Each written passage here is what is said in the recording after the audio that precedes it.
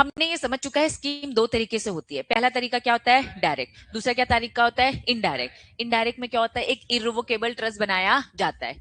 अब ट्रस्ट में दो तरीके, न्यू शेयर इशू करने का या फिर सेकेंडरी मार्केट। ठीक है, ये पूरी कंप्लीट प्रोसेस हमने पढ़ ली है। सबसे पहला पॉइंट, अगर तुम्हें याद हो, सबसे पहला पॉइंट हमने क्या पढ़ा था, मैंने इसको तीन पैरा में डिवाइड किया था। पहला पैरा क्या था कि अगर आप ट्रस्ट के थ्रू जा रहे हो प्लीज ये बात पहले ही बता दो। सेकेंड पॉइंट बोल रहा था चेंज कर रहे हो, पहले डायरेक्ट थे बाद में इनडायरेक्ट गए तो कोई बात नहीं, स्पेशल रेजोल्यूशन पास करके पूछ लो, डिस्कस कर लो। If this scheme involve secondary acquisition, वापस सेकेंडरी एक्विजिशन गिव बोथ, तो आपके पास एक ही ऑप्शन है, दैट वाज ट्रस्ट। ये हम पढ़ चुके थे, बस अभी रिवाइज करा लो। सेकेंड पॉइंट हमारा क्या था, सेकेंड पॉइंट हमारा क्या था, ट्रस्ट एक है, ये एक से ज्यादा स्कीम को हैंडल कर सकती है, बिल्कुल।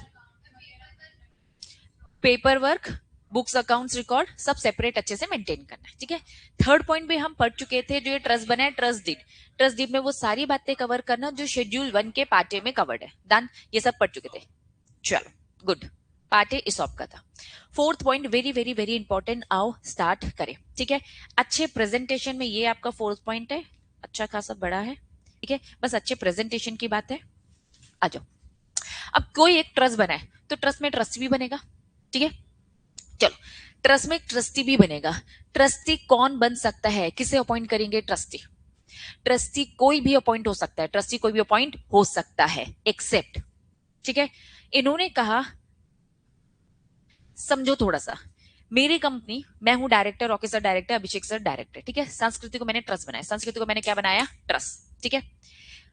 हम एक आर्टिफिशियल बॉडी है, इस आर्टिफिशियल बॉडी को, मेरी कंपनी एक आर्टिफिशियल बॉडी है, इस कंपनी को चलाने के लिए मैं, रॉकी सर, अभिषेक सर एक डायरेक्टर है, डन। चलो, ट्रस्ट भी एक आर्टिफिशियल बॉडी है ना, इसको चलाने के लिए यहाँ पे भी एम्प्लॉइज होंगे, ठीक है। अब ट्रस्ट में इनको एक ट्रस्टी बैठाना है, ट्रस्ट में इनको एक ट्रस्टी बैठाना है, समझना, ठीक है। अब इन्होंने कहा कि ट्रस्ट मैंने इसलिए बनाया ताकि मैं अपना काम कम कर सकूं, ये डायरेक्ट डील करे। तो अब इस ट्रस्ट को चलाने वाला मैं ही होंगी क्या, मेरी कंपनी के डायरेक्ट अगर यही काम करने लगेंगे तो इससे अच्छा मैं डायरेक्ट रूट ना ले आती, डायरेक्ट रूट में मैं ही खुद हैंडल करती। तो इन्होंने साफ बोला भैया ट्रस्टी किसी को बनाना बनाओ, लेकिन प्लीज इस कंपनी के डायरेक्टर, इनके एम्प्लॉइज, इनको तो मत एंगेज करो ना, नहीं तो अगर यही लोग काम करेंगे तो आपने ट्रस्ट बनाया ही क्यों है, कि ये लॉजिक समझ में आ रहा है, नहीं तो डायरेक्ट रूट से आपको आना चाहिए था। चलो, डायरेक्टर, केएमपी, प्रमोटर, मेरी कंपनी का डायरेक्टर, केएमपी, प्रमोटर, केएमपी का फॉर्म समझते हो, की मैनेजर पर्सन, है ना, पूरी लिस्ट होती है उसमें। चलो, और इट्स ग्रुप कंपनी, ना मेरी कंपनी और ना मेरी ग्रुप कंपनी, जैसे फॉर एग्जांपल मैं अडानी हूं तो अडानी ग्रुप, मैं रिलायंस हूं तो रिलायंस ग्रुप, ठीक है। ना ही मेरी ग्रुप कंपनी के डायरेक्टर, केएमपी और प्रमोटर्स, जैसे कि होल्डिंग, सब्सिडी, एसोसिएट और देयर रिलेटिव, और ना ही मेरे रिलेटिव ट्रस्ट में ट्रस्टी नहीं बनेंगे। लॉजिक समझ में आ रहा है, हमें ट्रस्ट को फेयर तरीके से चलवाना है, तो मेरे ही लोग इस ट्रस्ट में बैठेंगे तो क्या फेयर तरीके से चलेगा, जिस पर्पज से मैंने ट्रस्ट बनाया था क्या वो पर्पज फुलफिल हो पाएगा, क्या नहीं। तो इस ट्रस्ट में इस कंपनी के डायरेक्टर, केएमपी, प्रमोटर नहीं ट्रस्टी बनेंगे। कंसेप्ट क्लियर है।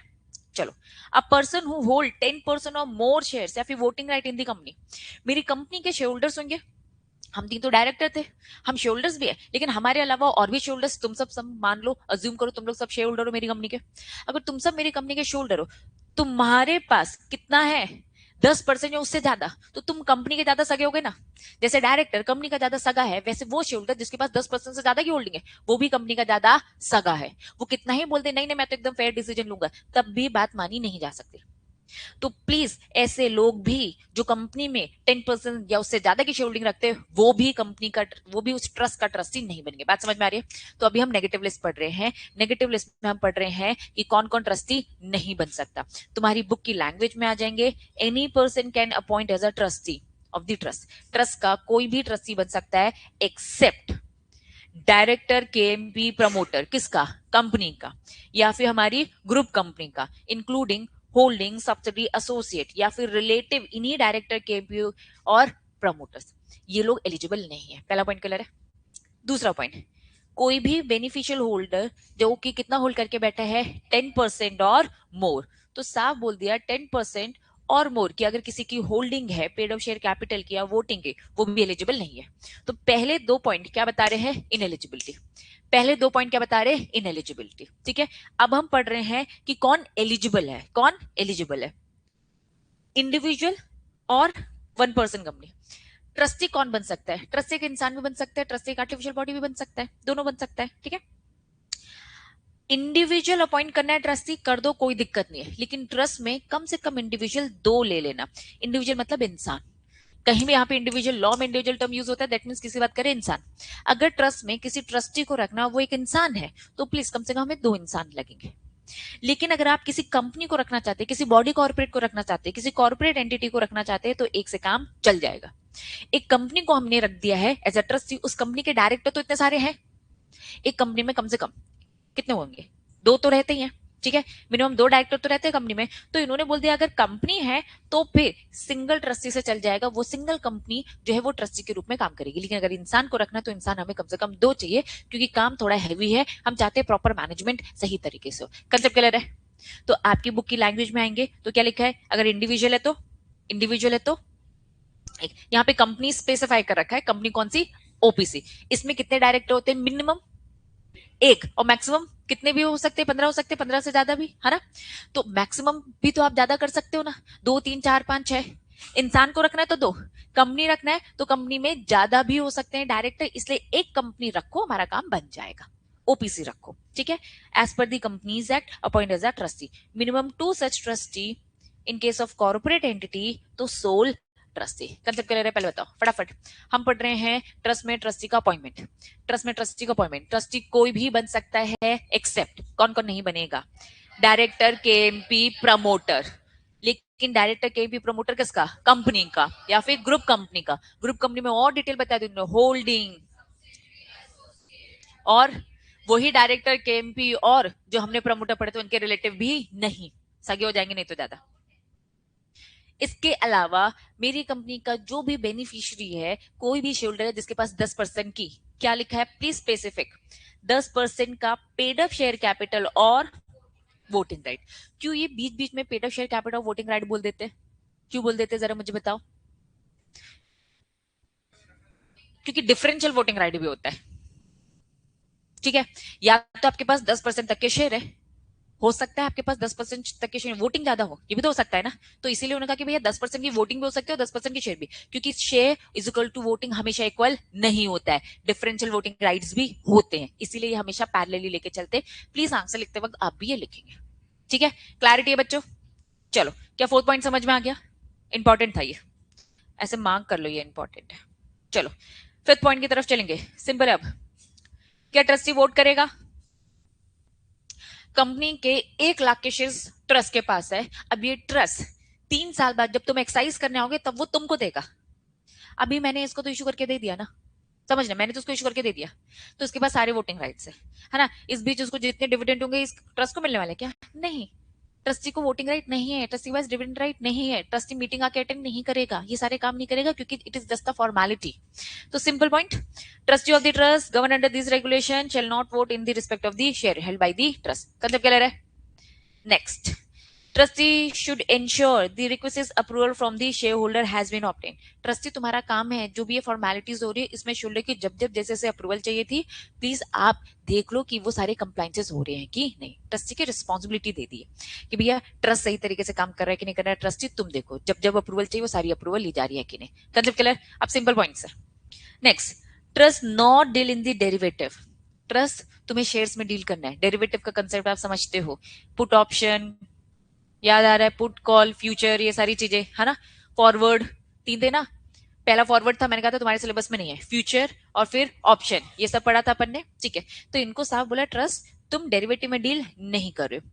shall be undertaken only delivery based transaction for the purpose of secondary acquisition as permitted by, जो रूल्स रेगुलेशंस ने बोला है वही आप डील करोगे, उनके अलावा कुछ और नहीं, डेरिवेटिव को नो है। डन? चलिए नेक्स्ट, द कंपनी में, कंपनी क्या कर सकती है? उधार दे सकती है, प्रोसेस पढ़ा था हमने। कंपनी सबसे पहले ट्रस्ट को क्या देती है? उधार देती है, उधार में शेयर्स देती है। तो यहाँ पे ये लिखा है कि यहाँ पे क्या हो रहा है, मेरी कंपनी संस्कृति जो ट्रस्ट है उसे उधार में दे रही है, क्या? शेयर्स उधार में दे रही है, ठीक है। न्यू इशू या फिर सेकेंडरी एक्विजिशन, बोथ वे, जब हम नए शेयर भी इशू कर रहे थे तो उधार में दे रहे थे शेयर्स, और जब हम सेकेंडरी मार्केट से कर रहे थे तो पैसा दे रहे थे ताकि वो क्या कर सके, सेकेंडरी मार्केट से परचेज कर सके। कंसेप्ट क्लियर है? चलो, अभी क्योंकि ट्रस्ट को पहले ही मैंने शेयर्स दे दिए तो बैलेंस शीट में मत दिखाना नॉन प्रोमोटर की कैटेगरी में नहीं, उसको डिफरेंटली दिखाना कि ट्रस्ट के पास है। आप ऐसा मत दिखाओ कि वो trust shall be shown non promoter, sorry दिखाना क्या, प्रमोटर के इसमें सेगमेंट में मत दिखाओ, क्योंकि प्रमोटर के पास अभी ये शेयर्स नहीं है। ये किसके पास है, ये किसके पास है, ट्रस्ट के पास है। तो आपको ये शो तो करने पड़ेंगे, आपने इशू कर रखे हैं। तो आपकी जो कैटेगरी होगी वो non promoter non public share holding होगी, क्योंकि ना तो ये प्रमोटर है और ना ये जनता के पास है, ये भी ट्रस्ट के पास है, अलग से दिखना चाहिए। एंट्री कैसे होगी ये बता रहे हैं, ठीक है। चलो छोटी छोटी बातें, एक्सप्लेनेशन वही चीज एक्सप्लेन कर रहा है। 10th इंपॉर्टेंट बात, सेकेंडरी एक्विजिशन। क्या हम सेकेंडरी मार्केट से शेयर्स खरीदे थे, यस और नो? खरीद रहे थे। सेकेंडरी मार्केट से हमने शेयर्स खरीदा in a financial year, a financial year लिखा है, समझना। सेकेंडरी एक्विजिशन से जब आप खरीदोगे, ट्रस्ट तुमको हमने पैसे दिए और बोला है कि जाओ शेयर्स खरीदो, एक लिमिट तक खरीद सकते हो, ठीक है। कितनी लिमिट है? 2%, not exceed 2% of the paid up equity capital. मेरी कंपनी का जितना भी पेड अप कैपिटल है, जितना भी मार्केट में है, उसका बस कितना एक साल में कर सकते हो? 2% मैक्सिमम। क्या ये बात समझ में आ रही है? तो ये सेबी ने लिमिट कर दी है। ट्रस्ट का मन करेगा तो भैया कितने भी ले लेगा, नहीं। कंपनी का इश्यू कैपिटल कितना है? 1 करोड़। 1 करोड़ का 2% जो होता है, आ लिखा है आ फाइनेंशियल ईयर, मतलब एक फाइनेंशियल ईयर में आप बस 2% ही कर सकते हो, एक फाइनेंशियल ईयर में। लेकिन total number of shares under the secondary acquisition held by the trust at no point of time exceed below mentioned limit। नीचे हमने कुछ लिमिट दे रखी है। हमने ऊपर जो आपको बताया था वो एक साल का बताया था, एक साल में 2% से ज्यादा नहीं। लेकिन any time, no point of time मतलब कि कभी भी, part A B C D E, क्या आपको वो 5 स्कीम याद है? पार्ट ए रिप्रेजेंट करती है इसॉप, फिर पार्ट बी परचेज स्कीम याद आ रही होगी, सी स्टॉक एप्रिसिएशन राइट, जनरल और रिटायरमेंट बेनिफिट, ठीक है। अगर आप कोई भी स्कीम लेके आ रहे हो, ए बी सी स्कीम लेके आ रहे हो, तो आपकी हमेशा की लिमिट 5% है। एक साल की लिमिट है 2%, नेक्स्ट ईयर फिर से लाओ दो, फिर अगले बार आओगे तो एक ही ला सकते हो। टोटल मिला के कभी भी आप 5% को क्रॉस नहीं करोगे, ठीक है। लेकिन ये किसके लिए है? ए बी सी। डी और ई कौन सा है? रिटायरमेंट बेनिफिट और जनरल बेनिफिट था। इसकी लिमिट क्या है? उसकी 2% है। और अगर आपकी कंपनी है, आपकी कंपनी सारी स्कीम एक साथ लेके आई है, आज ही क्या, आज ही मैं सारी स्कीम लेके आई हूँ, मेरी कंपनी में रिटायरमेंट बेनिफिट भी है, जनरल बेनिफिट भी है, इस सब लेके आई हूँ मैं, तो भैया आपकी लिमिट मैक्सिमम 5 है। कुल मिला के 5 कभी भी क्रॉस नहीं होने चाहिए। एक साल की लिमिट बोली जाए तो 2%, ठीक है। पूरे साल भर की लिमिट बोली जाए तो 5। लेकिन मेरी कंपनी ने एक ही टाइप की स्कीम लॉन्च करी है, दैट वाज रिटायरमेंट बेनिफिट, तो मेरी 2% है। तो प्लीज आपको ये याद रखनी पड़ेगी लिमिट। क्लियर है बच्चों? एक साल की लिमिट 2%, लेकिन कंपनी ने बोला है भैया ट्रस्ट तुम 5% लो, तो ये इस साल में तो 2 ही ले सकती है ना। समय 3 साल तक का बोला है ना, तो भैया 3 साल का समय है, तुम मिलाकर कभी भी 5% क्रॉस मत करना। ऐसे मत करना 3 साल है तो दो दो दो पूरे 6% ले आ गए, लेके आ सकते हैं क्या? हाँ, सी वाला पॉइंट लगे, कौन सा? ये वाला लास्ट, एग्रीगेट। एग्रीगेट कितना? 5, सबका मिलाकर 5, तो कभी क्रॉस नहीं करना, पर्टिकुलर नहीं लेगी, ठीक है। एग्रीगेट एज लेगी, ठीक है ऋषिका। चलो यहां तक पॉइंट क्लियर है। चलिए, क्या लिखा है? अन एप्रोप्रिएटेड। थोड़ा सा पहले टर्म समझ लो, फिर हम लैंग्वेज थोड़ा इजीली समझ पाएंगे। एप्रोप्रिएट शेयर या फिर अनएप्रोप्रिएटेड शेयर। एप्रोप्रिएट शेयर मतलब क्या? अगर लिखा है कोई शेयर एप्रोप्रिएट हो गए हैं, दैट मीन्स वो क्या बोलना चाह रहे हैं? परचेज हो गए हो। थोड़ा सा टेक्निकल जाऊं तो आपने एक्सरसाइज कर लिया है, आप एम्प्लॉइज हो, मेरी कंपनी ने आपको सौंप दिया, ठीक है। मैंने आपको ग्रांट किया, वेस्टिंग पीरियड 3 साल आपने ले लिया, वेस्टिंग पीरियड में प्रॉपर आपने मेरी कंपनी में काम किया। अब तुम क्या करने आ रहे हो? एक्सरसाइज करने आ रहे हो। तो क्या बोल सकती हूँ कि आप एक्सरसाइज करने आए हो, फिर मैं आपको एग्जैक्टली वो शेयर्स दे रही हूँ जितने की आपने डिमांड करी। डन। तो अप्रोप्रिएट हो गया, दैट मीन्स एम्प्लॉय ने हमसे शेयर्स ले लिए। अनएप्रोप्रिएटेड शेयर लिखा है, मतलब एम्प्लॉय ने मना कर दिया है, रिजेक्ट कर दिया है, मतलब वो प्रॉपर खरीदा नहीं है। यहां तक क्लियर है लैंग्वेज? ठीक है। अगर ये दो टर्म आपको समझ में आ गए तो आगे बढ़ूं क्या? पहले बताओ, टर्म समझ में आ गया? अप्रोप्रिएटेड शेयर लिखा है, दैट मीन्स ले लिया आपने शेयर्स। अनएप्रोप्रिएटेड मतलब आपने नहीं लिए। अब थोड़े कंसेप्ट, पहले सिंपल वर्जन रीड कराऊंगी, फिर तुम्हारी बुक की लैंग्वेज। बुक की लैंग्वेज थोड़ा सा टेक्निकल है, इस कारण से पहले आपको चीजें थोड़ी सी सिंप्लीफाई कर रही हूँ। This rule states that any share brought by the trust, कोई भी शेयर्स जो ट्रस्ट के पास रखे हुए हैं, ट्रस्ट ने ले लिए थे, are not assign to the employ. मैंने तो सारे शेयर्स 1 लाख उठा के शेयर्स किसको दे दिए, संस्कृति को दे दिए, संस्कृति मेरा ट्रस्ट है, डन, यस और नो, यहाँ तक चीज क्लियर है।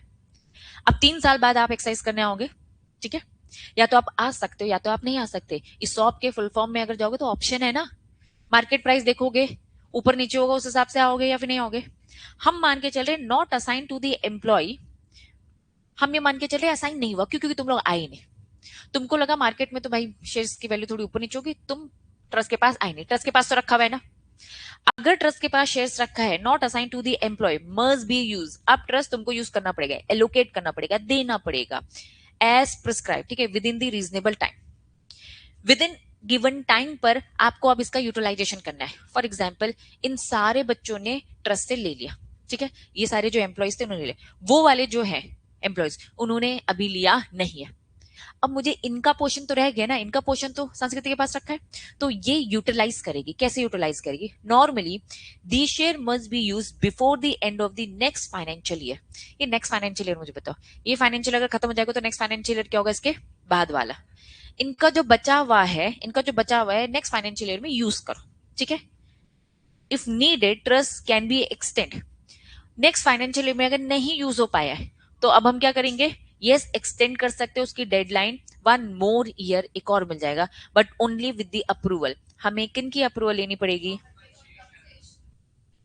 ये कंपनसेशन कमेटी कौन होती है जरा मुझे बताओ। ये कमेटी बनाई गई थी जो क्या करती थी, एलिजिबिलिटी डिसाइड करती थी, टर्म्स एंड कंडीशन डिसाइड करती थी। Very good. ये जो है ये भी सेम ही है, ठीक है। Nomination remuneration committee, compensation committee, अभी नॉमिनेशन रेम्यूनरेशन कमेटी सेम है। एक्चुअली में होता क्या, हमें एक कंपनसेशन कमेटी बनानी है और उसमें बोर्ड ऑफ डायरेक्टर को अपॉइंट करना है। तो बोर्ड ऑफ डायरेक्टर कौन अपॉइंट होंगे? जो नॉमिनेशन रेम्यूनरेशन कमेटी में होते हैं ना वही होते हैं। ये अभी आगे चल के ये लोग एक्सप्लेन करेंगे, तो अभी शॉर्ट में अभी पहले बताओ ये समझ में आए। हम क्या पढ़ रहे हैं? हम पढ़ रहे हैं पॉइंट नंबर 12। पॉइंट नंबर 12 क्या बोलता है, आओ लैंग्वेज को समझेंगे।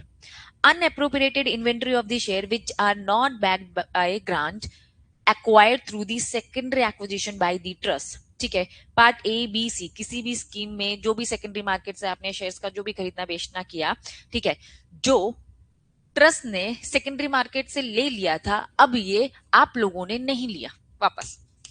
सेकेंडरी मार्केट से ट्रस्ट तो लेके बैठा था, इसके पास तो शेयर्स रखे थे, ठीक है, इसको तुम लोग को तो बेचना था, और ये कब बेच पाता? जब तुम खरीदने आते, ठीक है। तो अगर इसमें से कुछ अनएप्रोप्रिएट इन्वेंट्री ऑफ शेयर्स रह गया है, ठीक है, इन लोग जो नहीं आए रह गया, जो भी पार्ट ए बी सी के अकॉर्डिंग शेल बी क्या करना पड़ेगा, उसको अप्रोप्रिएटेड करना पड़ेगा, मतलब इसे बेचना पड़ेगा, देना पड़ेगा with in a reasonable period. अभी मैंने रीजनेबल पीरियड क्या बताया? Next financial year. अगर एक्सटेंड करना पड़ेगा तो यस एक और साल आप एक्सटेंड कर सकते। shall not be extend beyond the end of the subsequent financial year, next financial year को subsequent financial year बोला इन्होंने, और the second subsequent financial year, मतलब आपको 2 साल का एक्सटेंशन मिल रहा है। इस साल बात था, इस साल मार्च में खत्म हो रहा है, मार्च में खत्म हो रहा है। हाँ, एक मिनट पहले बताओ, मार्च में ही खत्म हो रहा है। इस साल मैंने स्कीम करी थी, ये लोग आके नहीं लेते, तो अप्रैल से नेक्स्ट मार्च तक एक तो मिल जाएगा आपको। लेकिन उन्होंने क्या बोला, जरूरत पड़ी तो क्या लिखा है, सेकेंड सब्सिक्वेंट फाइनेंशियल ईयर भी मिल जाएगा, मतलब 2 साल मिल जाएंगे। 2 फाइनेंशियल ईयर विशेष समझ में आया, डाउट आया? फॉर एग्जाम्पल अभी 2026 मार्च है, मार्च में फाइनेंशियल ईयर खत्म, मैं लेके आई हूँ फेब में, मैं लेके आई हूँ फेब में स्कीम, ठीक है। फेब में ये सब हो जाना चाहिए था, इस फाइनेंशियल ईयर में नहीं हो पाए, तो मुझे एक एक्सटेंशन मिल जा रहा है, मुझे एक की जगह एक नहीं मिल रहा है, क्या क्या मिल जा रहा है, दो दो एक्सटेंशन मिल जा रहा है।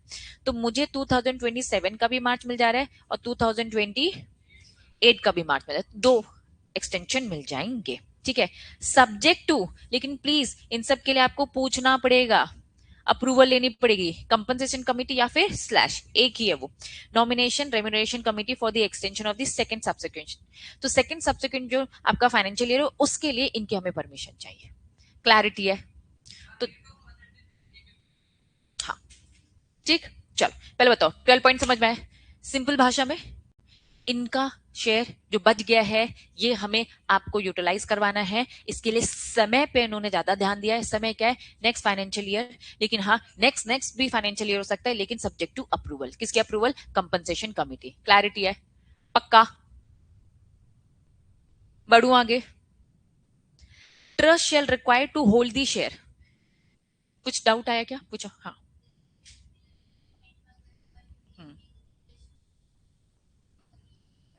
डी और ई करें 2%, ठीक है, 2% कर सकता है। जब हम डी और ई करें तो बस क्या लगेगा आपका, 2% लगेगा, इनकी लिमिट है। दोनों अगर इकट्ठा करें तो इन्होंने क्या बोल दिया, all the scheme in the aggregate, ठीक है। इनकी लिमिट, इनकी तो 2 ही है, इनकी 2 है। हाँ, लेकिन अगर ये आएंगे बी के साथ आ जाएंगे तो इनकी 5 की लिमिट है। हाँ, ए और बी साथ में जाएंगे तो 5 लिमिट है, बी और सी जाएंगे 5, सिंगल भी है ना तो 2 लिमिट है। अब मैं ये ए बी बोल रही हूँ, है ना, ठीक है। वापस, अगर आप डी और ई ही बस ला रहे हो, सिंगल डी और ई ला रहे हो, तो फिर 2 ही लिमिट है। आप कह रहे हो मेरी कंपनी रिटायरमेंट भी ला रही है और जनरल भी ला रही है, तो भी 2 ही लिमिट है। नहीं, दोनों सबका मिलाकर ही है, ठीक है, क्लियर है। चलो, देखो ये वाला ए बोल रहे हो, देखो एक ये पॉइंट है, ये वाला तो नहीं बोल रहे हो ना, कंफ्यूजन क्योंकि यहाँ पे है। पार्ट ए और पार्ट डी ला रहे तो आप 5%, ठीक है। अगर आप सिंगल देखोगे तो ए का वैसे भी क्या था, 5 तो था ही। इन्होंने कहा भैया डी को भी समेट लो, ठीक है। 5 और 2 7 नहीं होने वाले, ठीक है, 5 ही रहोगे, अंदर अंदर श्रिंक कर लो, ओवरऑल लिमिट 5 ही है। डन। चलो, 12 पॉइंट समझ में आ गया। 13 समझना अब, ट्रस्ट के पास रखा है शेयर्स, ठीक है, hold the share, secondary acquisition for the minimum period of the 6 months.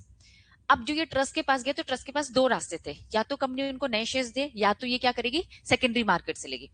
अगर ये सेकेंडरी मार्केट वाला उन्होंने ऑप्शन ऑप्ट किया है तो प्लीज ऐसे मत करना कि कल एक्सरसाइज करने का समय है और ट्रस्ट ने 2 दिन पहले ही शेयर्स लिए। ऐसा बिल्कुल भी मत करना। कम से कम संस्कृति को अपने पास ट्रस्ट में कितने समय पहले, मिनिमम 6 महीने पहले खरीद लेना है। आखिरी आखिरी में चीजें महंगी भी हो जाएंगे, वैसे लॉस मेकिंग हो जाएगा, तो आप प्लीज 6 महीने पहले ये सारे काम करके रखो। वापस, ट्रस्ट के पास अगर शेयर सेकेंडरी मार्केट से लेना है तो कम से कम उसके पास 6 महीने पहले तक होना चाहिए। एक्सेप्ट 6 महीने वाली बात एप्लीकेबल नहीं है। पहले बताओ, जनरल रूल समझ में आया? ट्रस्ट अगर सेकेंडरी मार्केट से लेगा तो 6 महीने पुराना तो कम से कम होना चाहिए। आज ही खरीदो और कल दे दिया, ऐसा नहीं चलेगा, ठीक है। Except circumstances enumerated in these regulation, वो सारे सर्कमस्टांसेस, कोई सिचुएशंस है जो रेगुलेशन ने बता के रखे, उन्हें छोड़कर कोई सिचुएशन आ गई थी जिस कारण से नहीं ले पाई, लेकिन वो कौन से होने चाहिए, जो यहाँ प्रिस्क्राइब्ड हो। पहला सिचुएशन जो सर्कमस्टांसेस रेगुलेशन में दे रखे। दूसरा क्या लिखा है, ऑफ मार्केट। क्या होता है ये ऑफ मार्केट? आप मार्केट के बाहर काम करो, मतलब ऑनलाइन नहीं कर रहे हो, ऑफलाइन कर रहे हो। दूसरा, on the platform of the recognised stock है, या फिर रिकॉग्नाइज्ड स्टॉक एक्सचेंज ने जो बोल दिया। कुल मिलाकर तुम पॉइंट्स क्या बोल रहे हैं, जनरल क्या है, 6 महीने पुराना होना चाहिए, एक्सेप्शन जो रेगुलेशन ने बताया, अब वो चाहे ऑनलाइन हो चाहे वो आपका ऑफलाइन हो। समझ में आ गया? कनेक्टेड है, ये 13.14 से कनेक्टेड है। Trust shall be permitted of market, हम आपको ऑफ मार्केट जाने देंगे, हम आपको ऑफ मार्केट ट्रांसफर करने देंगे only the following circumstances. Of market allow कर दे, रेगुलेशन अलाउ किया ना, रेगुलेशन ने बोला कि भैया ऊपर वापस 13 पॉइंट क्या बोल रहा था, ट्रस्ट सेकेंडरी मार्केट से ले रहे हो कम से कम 6 महीना पुराना, 6 महीना पुराना। एक्सेप्शन जो रूल्स रेगुलेशन बोल रहे, ऑफ मार्केट ऑनलाइन, ठीक है। ऑफ मार्केट रेगुलेशन करने दे देगा आपको, ट्रस्ट को परमिशन मिल रखी है, ऑफ मार्केट में आप डील कर सकते only with the following circumstances. पहला क्या लिखा है, चलो स्कीम बता दो, इस चैप्टर में कौन कौन सी स्कीम है? 5 scheme, ESOP, purchase scheme, retirement, stock appreciation, retirement, सब ठीक है। इन्होंने कहा जो भी स्कीम दे रखी है ना, रेगुलेशन ने बोला इस स्कीम के लिए कुछ करना है तो आप इस स्कीम के लिए कर दो, मतलब कि जनरल रूल 6 महीने पुराना होना चाहिए। 6 महीने वाली बात हम भूल जाएंगे अगर सेबी के ही रेगुलेशन इन स्कीम को लेकर कुछ बोल रहे हैं तो। ऑफ मार्केट स्कीम को लेकर बोला है, आप जब स्कीम लेके आए थे उसी टाइम पे आपने बोल दिया था ऑफ मार्केट में ये बातें हैं, और सेबी ने भी ऐसे ठप्पा लगा दिया था, तो कोई दिक्कत नहीं है। 2 मिनट बच्चों, सेकंड वाला पॉइंट, पॉइंट्स मार्क करो अच्छे से, है ना।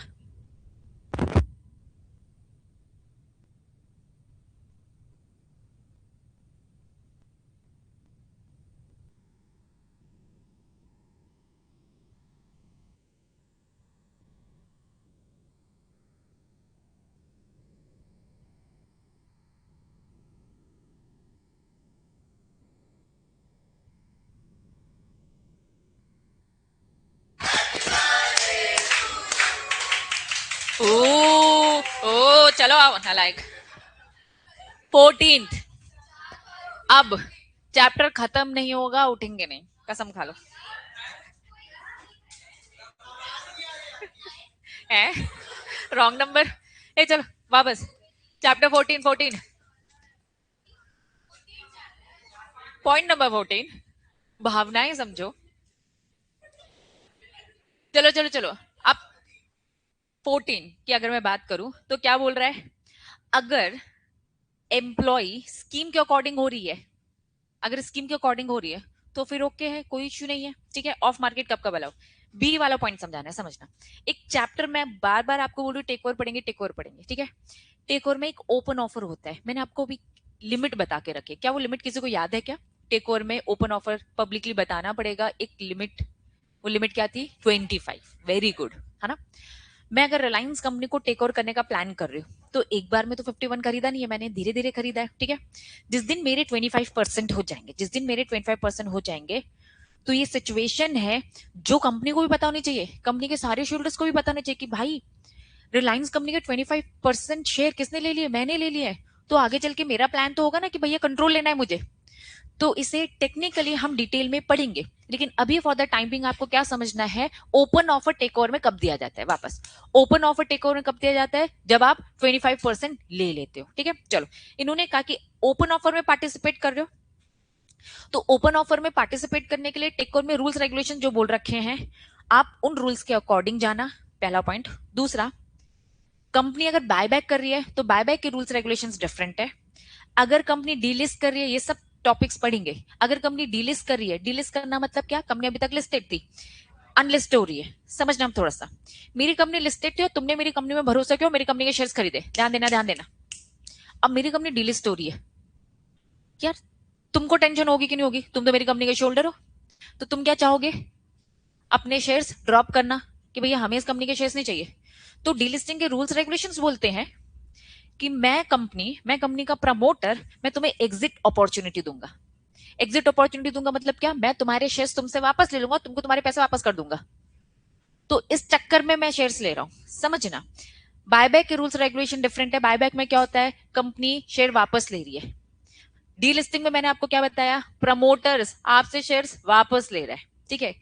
टेक ओवर में क्या हो रहा है, टेक ओवर में क्या हो रहा है, एक इंसान दूसरी कंपनी के शेयर्स खरीद रहा है और शेयर्स लेके कंट्रोल लेने का ट्राई कर रहा है। सबके अपने अपने रेगुलेशन है। टेक ओवर के अपने रेगुलेशन है, बायबैक के अपने रेगुलेशन है, डीलिस्टिंग के अपने रेगुलेशन से पढ़ेंगे।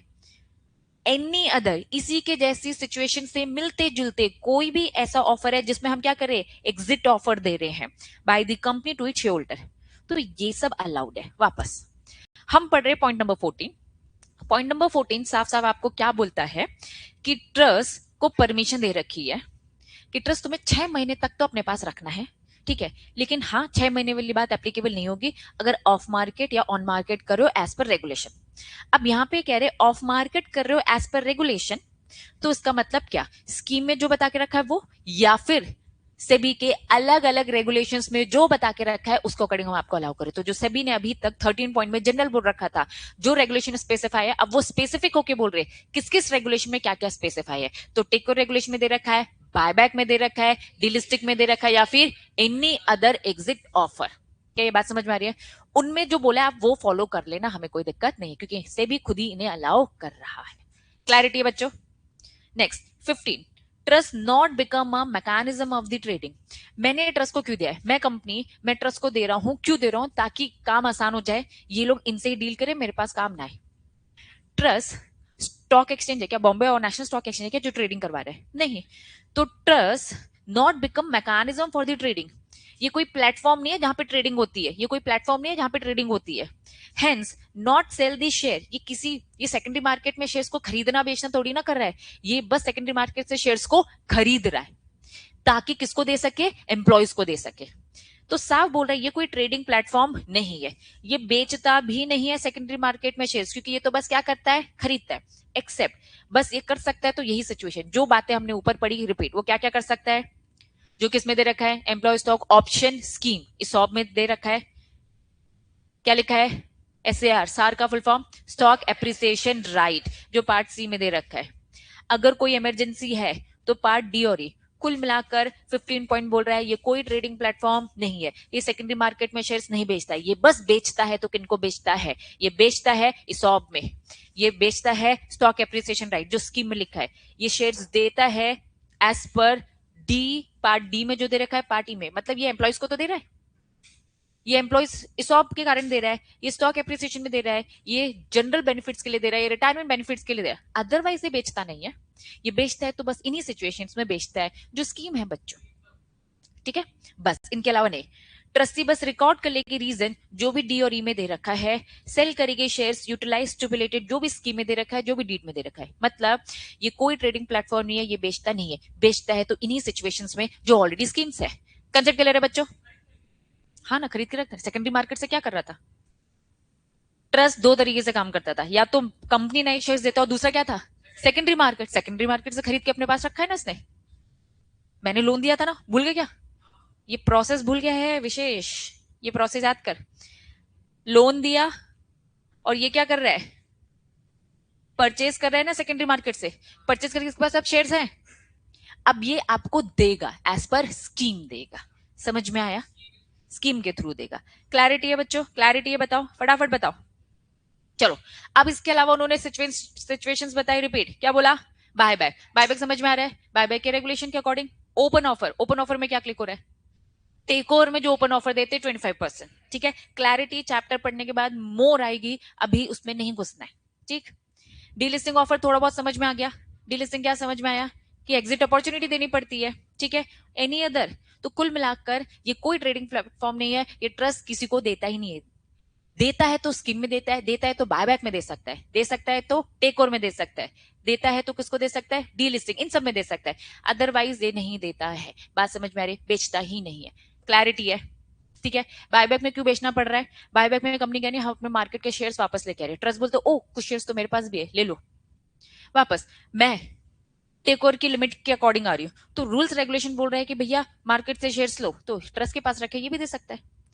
डीलिस्टिंग हो रही है तो ये भी दे सकता है। कुल मिलाकर नॉर्मल शेयरहोल्डर भी दे सकते हैं और ट्रस्ट के पास भी जो शेयर्स रखा है वो भी मुझे वापस दे सकता है, वो ये बोलना चाह रहे हैं। Concept clear? पहले बताओ, पक्का?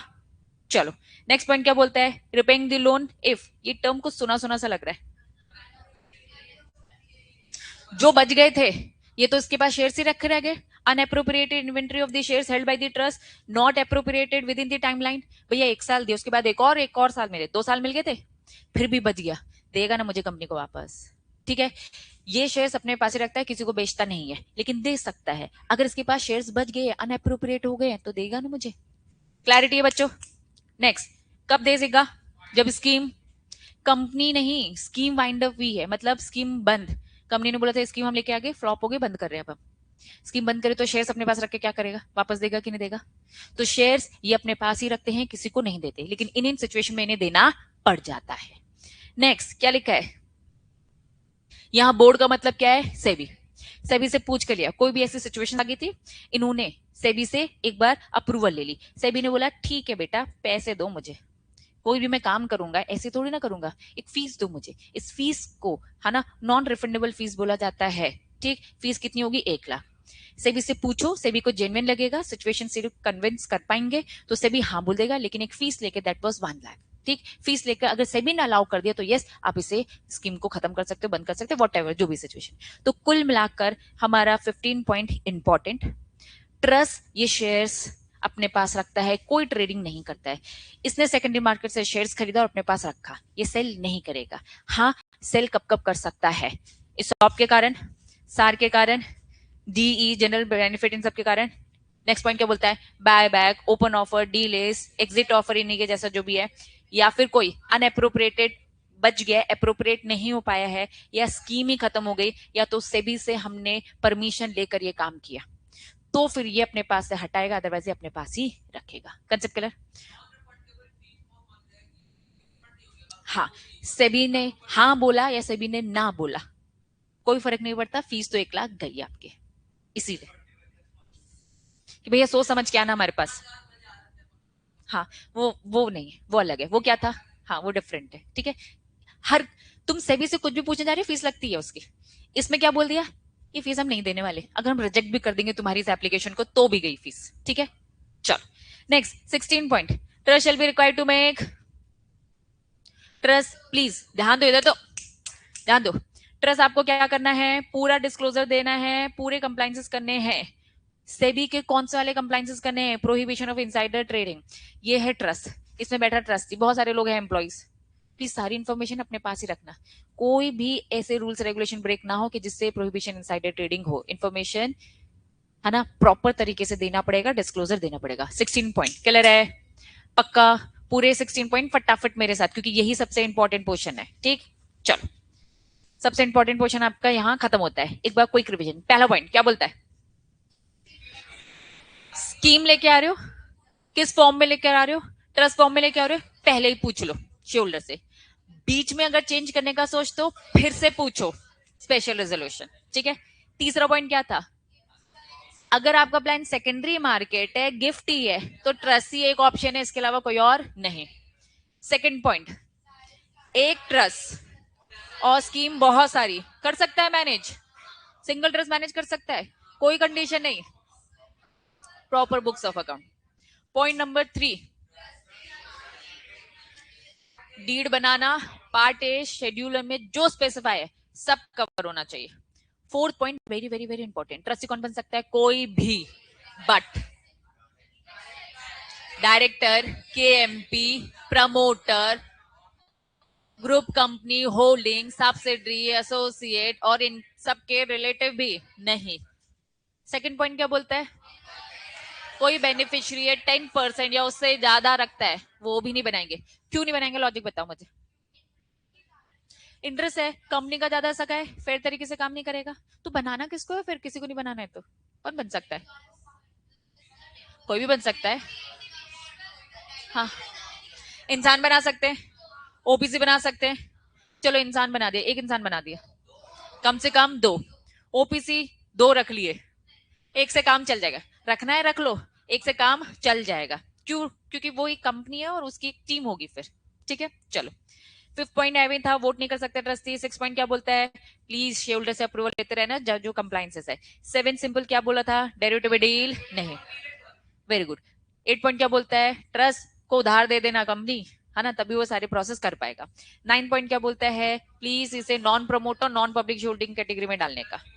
हाँ, 10 पॉइंट इंपॉर्टेंट, एक साल में 2%, ओवरऑल 5, ए बी सी नाम बताओ, इसॉब, पार्ट बी किसका था, purchase scheme, stock appreciation right, इनकी लिमिट क्या है, कभी भी 5 साल, डी और ई रिटायरमेंट और जनरल बेनिफिट 2%, सबका एग्रीगेट 5।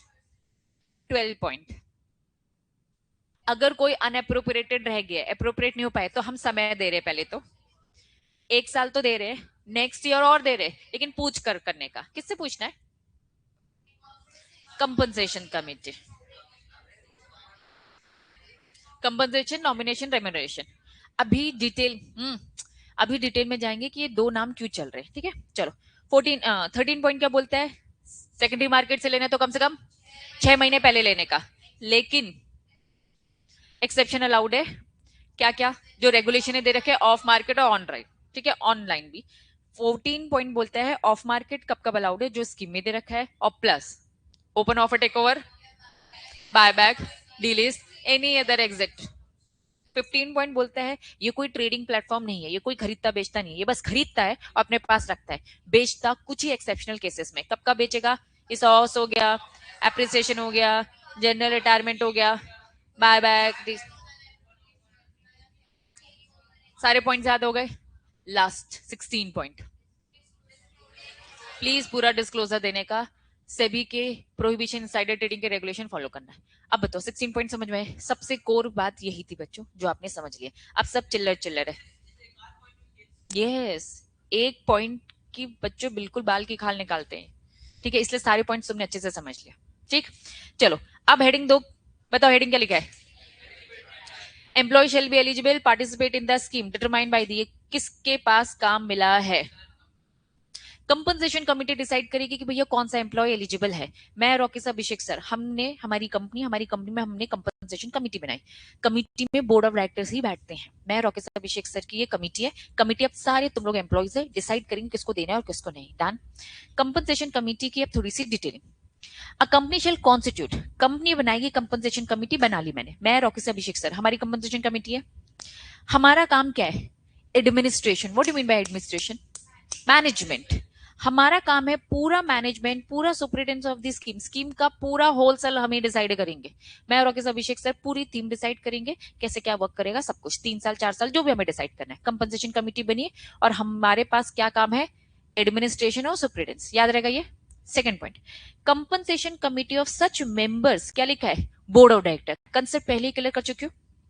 कंपनसेशन कमिटी में जो मेंबर्स होंगे वो कौन होंगे? कंपनी के बोर्ड ऑफ डायरेक्टर। मैं Rakesh Abhishek sir, board of director. As per regulation, ठीक है, SEBI LODR listing obligation disclosure regulations ने बता के रखा है कि भाई कैसे कैसे बनना चाहिए, कौन कौन सा बोर्ड ऑफ डायरेक्टर बैठेगा। Amend from time to time होता रहता है जो भी, लेकिन कंपनी वापस कंपनसेशन कमिटी बनाओगे, बोर्ड ऑफ डायरेक्टर बैठाना। कौन कौन सा डायरेक्टर बैठ सकता है? एग्जीक्यूटिव होगा, नॉन एग्जीक्यूटिव, इसकी डिटेल कहां बता के रखी है? सेबी एलओडीआर में। पहले बताओ यहां तक चीजें क्लियर है? नेक्स्ट पॉइंट, हाउएवर ऑप्शन है में ऑल्सो ऑप्ट, वो चाहे तो क्या कर सकते हैं? ऑप्ट। Nomination remuneration committee. अब समझो, कंपनी की ऑलरेडी कंपनी में बहुत सारी कमिटीज बनती है। एक आध नाम बताती हूँ, जैसे कि हो गया audit committee, shoulder relationship committee, ठीक है। कुल मिलाकर काम को और स्मूथ करने के लिए अक्सर कमिटीज बना दिए जाते हैं, काम को डिवाइड कर दिया। भाई तुम फाइनेंस देखो, ठीक है, तुम भाई सीएसआर एक्टिविटी देखो, तो हमने ऐसे कमिटीज बना के काम को स्मूथ करने के लिए काम किया, ठीक। तो एक कमिटी आपकी कंपनी में ऑलरेडी बनी हुई है। वो कमिटी कौन सी है? Nomination remuneration committee. नाम से कम समझने का, ये कमिटी है जिसका काम है सारे एम्प्लॉयज को समय पे रेम्यूनरेशन मिल जाए। तो आपकी कंपनी में ऑलरेडी ये कमिटी बनी है, तो आप चाहो तो क्या कर सकते हो? अलग से कंपनसेशन कमिटी मत बनाओ, बनाना है बनाओ, कंपनसेशन कमिटी बनाना है बनाओ, एलओडीआर में जैसे लिखा है वैसे बना देना। पहला पॉइंट। दूसरा पॉइंट, आप चाहो तो मे ऑल्सो ऑप्ट, ऑलरेडी आपकी जो कमिटी बनी होगी नॉमिनेशन रेम्यूनरेशन, उसको ये काम दे दो, ठीक है, as the compensation committee for the purpose of this regular. Concept clear है? इसीलिए ऊपर हमने पढ़ा था या तो कंपनसेशन कमिटी और स्लैश क्या लिखा था? Nomination remuneration. कंपनी तुम्हारी मर्जी। मैंने कहा नहीं यार मुझे अलग कमिटी बनाना है, तो मैंने कंपनसेशन बना दी। नहीं, ऑलरेडी बनी हुई है, उसी को ये काम दे दो, तो यस वो ये काम भी कंटिन्यू कर सकते हैं। क्लैरिटी है? हम पढ़ रहे कंपनसेशन कमिटी। पहला पॉइंट, इसी का काम है पूरा मैनेजमेंट पूरा सुपरवाइज करना। सेकंड पॉइंट, इसमें बैठता कौन है कमिटी में? बोर्ड ऑफ डायरेक्टर, जैसा एलओडीआर बोलेगा। लेकिन आप चाहो तो आपके पास बी प्लान ये है, एक कमिटी बनी हुई है ना नॉमिनेशन रेम्यूनरेशन, उसको काम दे दो। 2 पॉइंट क्लियर है? तीसरा, सारी डिटेल टर्म्स एंड कंडीशन यही कमिटी बनाएगी। पहला और तीसरा पॉइंट सेम ही लग रहा है। पहले में क्या बोला? एडमिनिस्ट्रेशन और सुपरविजन बोल दिया, सुपरवाइज कर दिया। और तीसरा पॉइंट क्या बोलते हैं? सारे टर्म्स एंड कंडीशन तुम डिसाइड करो, घिसी-पिटी बातें। फोर्थ पॉइंट बोलते हैं यही कमिटी फ्रेम करेगी सुटेबल क्या? Policy and procedure. 4 हेडिंग बोल सकती हूँ। पहले में बोला एडमिनिस्ट्रेशन और सुपरविजन देखो, सेकंड में बोला इसमें बोर्ड ऑफ डायरेक्टर बैठेंगे, तीसरे में क्या बोला? टर्म्स एंड कंडीशन, और चौथे में क्या बोल दिया? Policies and procedures. यही डिसाइड करेंगे, एंश्योर करेंगे सारे के सारे रेगुलेशन फॉलो, किसी का भी वायलेशन ना हो। तो घिसी पिटी बातें बोली हैं बच्चों। कुल मिलाकर 3 पॉइंट तो यही बोले, 3 पॉइंट हेडिंग। सेकंड वाले को थोड़ा सा साइड में रखो, पहला तीसरा चौथा ये पॉइंट। पहला क्या बोलता है? एडमिनिस्ट्रेशन सुपरविजन, ये देखेंगे। तीसरा क्या बोलता है? Terms and condition. चौथा क्या बोलता है? पॉलिसीज एंड प्रोसीजर, यही देखेंगे। सेकंड वाले ने थोड़ा सा डिफरेंट बात बोली। क्या बोला? बोर्ड ऑफ डायरेक्टर बैठेंगे जैसे एलओडीआर ने बोला है। आप चाहो तो नॉमिनेशन रेम्यूनरेशन कमिटी को ही ये काम असाइन कर सकते हो। याद हो गया क्या? बता रही, terms and condition of this scheme shall include, please जब आप स्कीम पूरी तैयार करोगे, उसमें टर्म्स एंड कंडीशन डिसाइड करोगे, तो उसमें प्रोविजंस जो बी के शेड्यूल 1 में दे रखा है। जरा शेड्यूल 1 का बी पार्ट क्या था?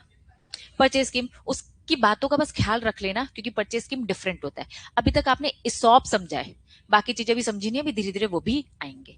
क्लैरिटी है? पक्का? चलो बढ़ू आगे। शोल्डर से अप्रूवल ले लेना, ठीक है। चलो हम शेल्डर से अप्रूवल लेंगे। इन्होंने कहा कि कोई भी स्कीम लेके आ रहे हो प्लीज, यहां उन्होंने वहां उन्होंने स्पेसिफाई किया था, याद करो ऊपर हमने पढ़ा था, उन्होंने बस बोलते रेजोल्यूशन, लेकिन कुछ नहीं लिखा था। जब भी नहीं लिखा रहता है तो हम OR मान लेते हैं, ठीक है, लेकिन यहाँ इन्होंने अलग से स्पेसिफाई कर दिया, दैट मीन स्पेशल ही करना है। बात समझ में आ रही है? चलो, कोई भी स्कीम लेके आना है, शोल्डर से पूछना है, तुम मेरे शोल्डर, मुझे रक्षिता और ओमकार भैया के लिए स्कीम लेकर आनी है, ठीक है। तुम लोग के साथ मीटिंग करी और मैंने कहा यार ओमकार भैया बहुत समय से है, रक्षिता दी बहुत समय से, एक काम करते, इनके लिए इस और प्लान करते कि 4 साल और रह लो, आपको ये स्कीम मिल जाएगी। तुमसे पूछ लूं क्या, ऐसा कर लूं क्या? तुम लोग हाँ बोलोगे, तुम मेरी कंपनी के शोल्डर हो, तो कोई भी काम मुझे करना है तो स्पेशल रेजोल्यूशन से पहले आपसे परमिशन लेनी, तब मैं ये काम कर सकती हूँ। तुमने रिजेक्ट किया, मैं ये नहीं दे पाऊंगी। बात समझ में आ रही है? तो चलो, शोल्डर से पूछ कर कोई भी स्कीम लॉन्च करनी है, पहला पॉइंट क्लियर है। दूसरा, जब भी स्पेशल रेजोल्यूशन पास किया जाता है, ठीक है, आज स्पेशल रेजोल्यूशन पास हुआ, इससे थोड़ा सा पीछे जाओ। एक दिन आपके घर पे नोटिस आया होगा, आपके घर पे क्या आया होगा? नोटिस, ठीक है। उस नोटिस में लिखा होगा कि बहुत इंपॉर्टेंट बात डिस्कस करनी है, जिसके लिए स्पेशल रेजोल्यूशन पास करना है। तो जब जब स्पेशल रेजोल्यूशन वाली इंपॉर्टेंट बातें डिस्कस होती है, तो आपके घर पर सिंगल नोटिस नहीं जाता, नोटिस के साथ एनेक्स होता है। एनेक्स मतलब चिपकाया जाता है, notice plus explanatory statement. Explanatory statement में साफ साफ लिखा होगा कि हम क्या बात डिस्कस करने वाले हैं, उसका एक्सप्लेनेशन पहले घर पे ही दे दिया। तुम्हें इंपॉर्टेंट लगेगा तो तुम मीटिंग में जरूर आओगे अपना वोट देने। बात समझ में आ रही है? चलो, पहला पॉइंट क्या बोलता है? कोई भी स्कीम लॉन्च करना है तो स्पेशल रेजोल्यूशन। दूसरा पॉइंट क्या बोलता है? घर पे नोटिस गया होना चाहिए, और नोटिस सिंगल नहीं, साथ में एक्सप्लेनेटरी स्टेटमेंट एनेक्स होना चाहिए, तो 2 डॉक्यूमेंट घर पे पहुंच चुके होंगे। क्लियर है? तब जाके मीटिंग हो, मीटिंग में ये डिस्कशन होगा। क्लैरिटी है बच्चों? नेक्स्ट बढ़ू। नीचे कुछ 4 मैटर दे रखे, सेपरेट रेजोल्यूशन। मीटिंग एक है, इसमें जो भी बात डिस्कस होगी ना, हर बात के लिए अलग अलग सेपरेट रेजोल्यूशन पास करने पड़ेंगे। 4 cases as given below. For example, मुझे तुमसे आज 4 मैटर डिस्कस करने हैं, तो क्या सारे मैटर को एक ही वोटिंग से काम करवा दूंगी? क्या नहीं, चारों के लिए अलग अलग वोट कराऊंगी, चारों के लिए अलग अलग स्पेशल रेजोल्यूशन पास कराऊंगी, ठीक है। तो वो 4 केसेस क्या है? आओ, इस मीटिंग में क्या क्या डिस्कशन हो रहा है। सबसे पहला डिस्कशन क्या लिखा है? क्या होता है सेकेंडरी एक्विजिशन? शेयर मार्केट से, स्टॉक मार्केट से खरीद रहे। अगर आप सेकेंडरी एक्विजिशन कर रहे हो, such approval mention the percentage of the secondary acquisition. और प्लीज, सेकेंडरी एक्विजिशन के लिए आपको, पहले मैं तुम लोग से डिस्कस कर रही हूँ, मेरा प्लान है रक्षिता दी और ओमकार भैया के लिए इसॉब लेकर आने का, क्या मैं लेके आ सकती हूँ? तो तुम वोटिंग के थ्रू मुझे बताओगे। अब मैं दूसरी बात बोल रही हूँ, मैं कोई नए शेयर इशू करने में इंटरेस्टेड नहीं हूं। मेरी कंपनी चाहती है कि हम सेकेंडरी मार्केट से शेयर्स खरीदेंगे। अब इसके लिए वापस से वोटिंग करवाएंगे। क्या ये बात समझ में आ रही है? मैं ये नहीं बोलूंगी मैं रक्षिता दी और ओमकार भैया के लिए इसॉब लेके आना चाहती सेकेंडरी मार्केट से। मैंने 2 बातों को एक साथ कवर कर दिया और वोटिंग करवा दिया। नहीं, पहले पूछूंगी इसॉब लेके आ सकती हूँ क्या, वोटिंग कराओ। बोलोगे हाँ। अब पूछूंगी क्या, कि क्या मैं सेकेंडरी मार्केट से लेकर आ सकती हूँ, separate resolution separate voting. Clarity है? और प्लीज उसमें मेंशन होना चाहिए कितना परसेंट। जरा मुझे बताओ कितना परसेंट कर सकते हैं? एक साल में 2%, ओवरऑल 5%, ठीक है। चलो, तो सब्जेक्ट टू लिमिट स्पेसिफाइड जो हम पहले पढ़ चुके हैं, प्लीज लिमिट का ध्यान रखना, और वो लिमिट लिखी होनी चाहिए, यही मीटिंग में प्रिस्क्राइब्ड होनी चाहिए कि मैं 2% लाने का सोच रही हूँ, 3 लाने का सोचू, वॉट एवर जो भी हो। पहला पॉइंट क्लियर है? दूसरा पॉइंट, जो मैं सेकेंडरी एक्विजिशन कर रही हूं, ठीक है, bye the trust in case of the share capital, पहले यहां से रीड कर रही हूं। In case the share capital expand, मेरी कंपनी ने शेयर कैपिटल बढ़ाया, मेरी कंपनी ने आज शेयर कैपिटल बढ़ाया। शेयर कैपिटल कैसे बढ़ाया? कंपनी ने प्रेफरेंशियल अलॉटमेंट किया, प्रेफरेंशियल इश्यू समझते हो, ठीक है। या फिर क्या किया? Qualified institutional placement. क्या आपको याद आ रहा है? क्वालिफाइड इंस्टीट्यूशनल बायर याद आ रहा है? क्वालिफाइड इंस्टीट्यूशनल बायर्स को अगर मैंने शेयर्स दिया तो इसे बोलते हो क्वालिफाइड इंस्टीट्यूशनल प्लेसमेंट किया मैंने, ठीक है। अगर मैं प्रेफरेंशियल अलॉटमेंट करती हूँ या फिर क्वालिफाइड इंस्टीट्यूशनल प्लेसमेंट करती हूँ, जिस कारण से मैं अपने शेयर्स को बढ़ाती हूँ, to maintain the 5% cap as prescribe, जैसे कि 5% कैप लिमिट है, प्लीज उसका ख्याल रखना, वो हमें मेंटेन करके रखना है। एक एग्जाम्पल के थ्रू पहले मैं समझाऊंगी, फिर उस लैंग्वेज को फिर से रीड करेंगे। फॉर एग्जाम्पल, कंपनी का टोटल शेयर कैपिटल कितना है? 100 शेयर। एग्जाम्पल समझना, 100 शेयर से मेरी कंपनी का total share capital. Trust secondary market से कितना? 5% तक मैक्सिमम लिमिट है। Done. Now the company issue, company ने क्या किया? 100 शेयर्स और इशू कर दिए। किसको कर दिए? QIP को। एग्जाम्पल है, मेरी कंपनी का टोटल कैपिटल कितना है? पहले 100 था, 100 के हिसाब से 5% कितना था? 5। और 200 के हिसाब से कितना हो गया? लिमिट मेरी भी तो बढ़ जाएगी। बात समझना। मेरे पास 3 साल बाद आओगे तुम लोग, और आज हमने इशू किया है, ठीक है? तो थोड़ा थोड़ा करके लेना है।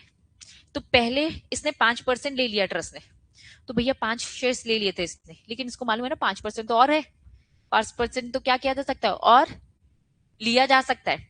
तो 200 शेयर्स अगर कंपनी ने बढ़ा दिए, ये भी सिचुएशनल, एक बात समझना, कंपनी बढ़ाएगी तो ऑप्शन आएगा, कंपनी नहीं बढ़ाएगी तो क्या ऑप्शन आने वाला है? क्या नहीं, लिमिट क्रॉस हो जाएगी। अगर 200 शेयर्स होते हैं तो स्टिल उसके पास 5 है, तो वो अब क्या कर सकता है? अब उसकी होल्डिंग जो अभी 5 शेयर्स की थी वो कितने परसेंट हो गई? 2.5। लिमिट उसके पास है। वो चाहे तो, ट्रस्ट चाहे तो में, to maintain its allow 5% limit, trust में more shares from the market before doing this. Company क्या करेगी?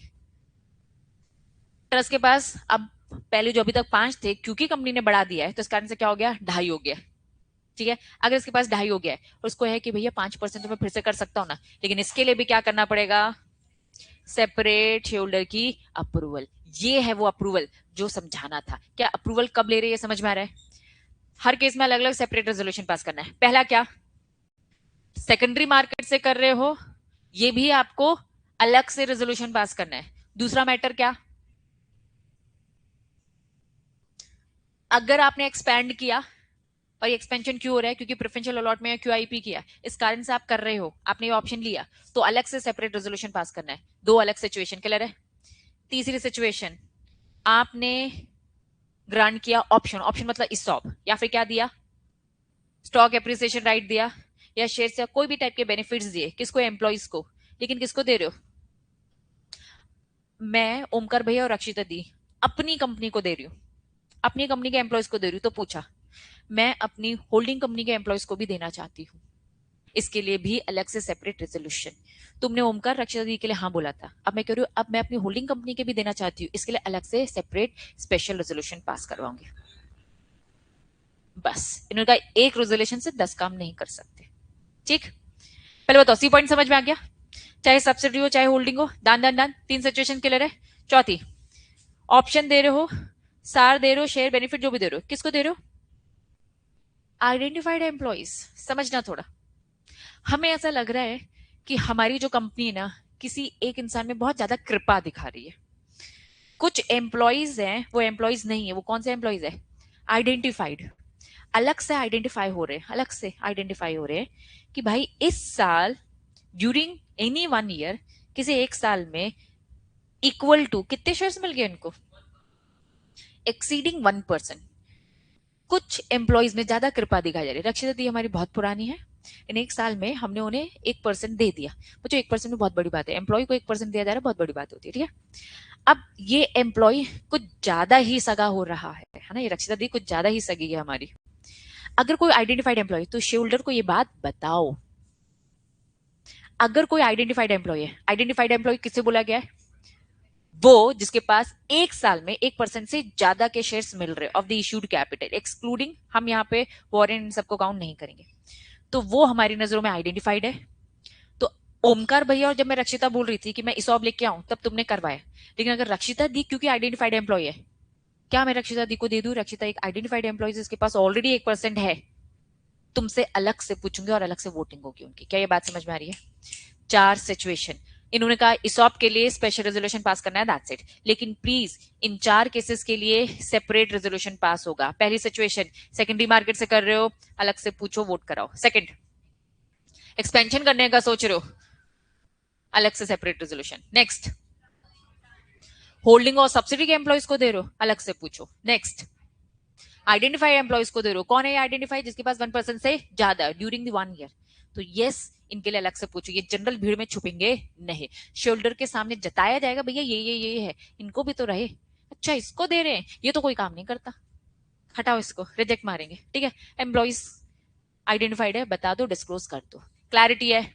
एग्जाम में ऐसे सेपरेट सेपरेट क्वेश्चन पूछ लिया जाता है, सिचुएशन दे दी जाएगी कि भैया ये केस है, कंपनी केस दिया जाएगा, कंपनी ने क्या किया, ये 2 मैटर रेजोल्यूशन से पास कर लिए, बताओ। तुम कहोगे हाँ हाँ एसआर तो सही पास किया, कोई दिक्कत नहीं है। याद आना चाहिए, सेपरेट सेपरेट एसआर पास होने चाहिए।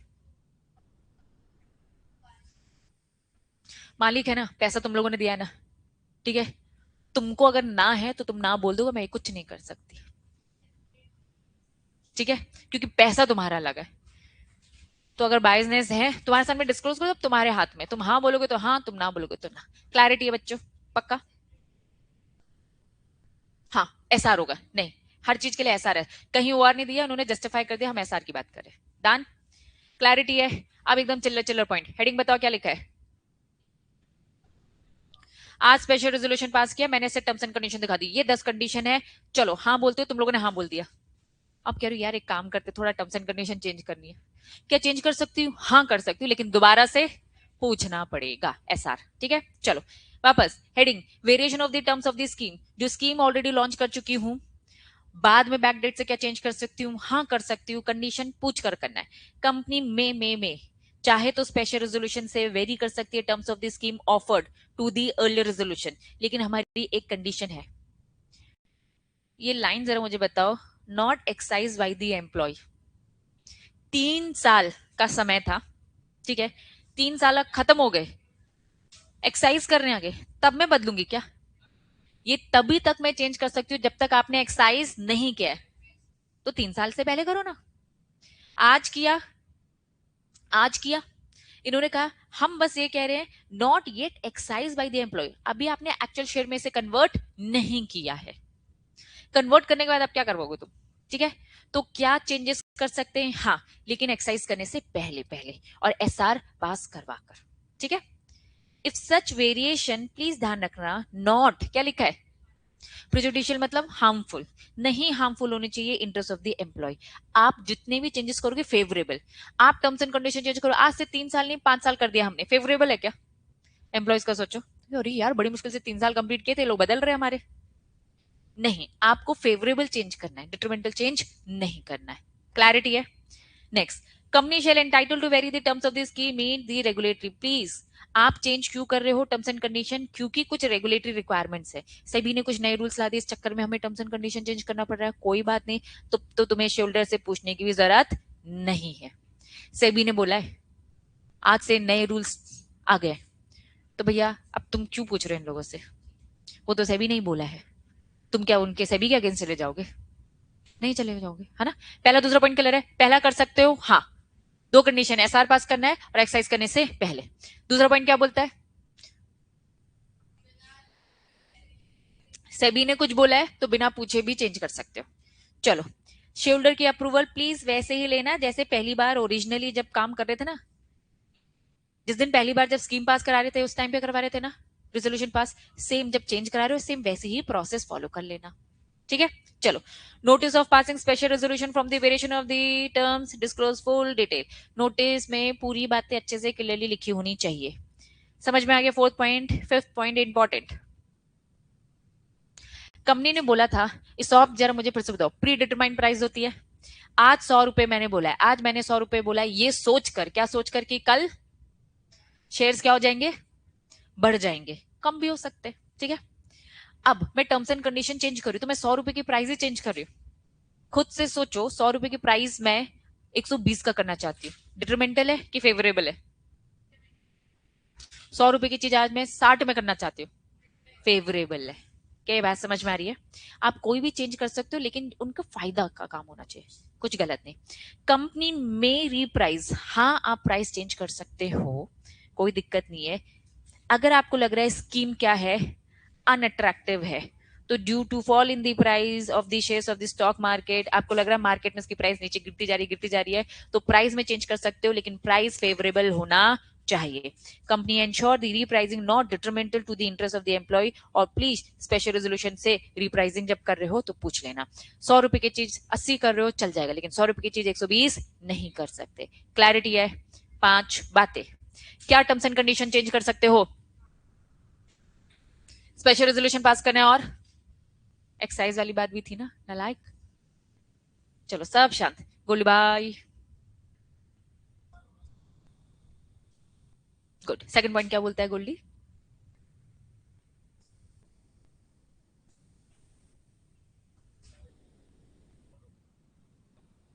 अच्छे से बोल, पढ़ पढ़ अच्छे से पढ़, मौका दिया मैंने, पूरा मौका दिया तुझे, जल्दी।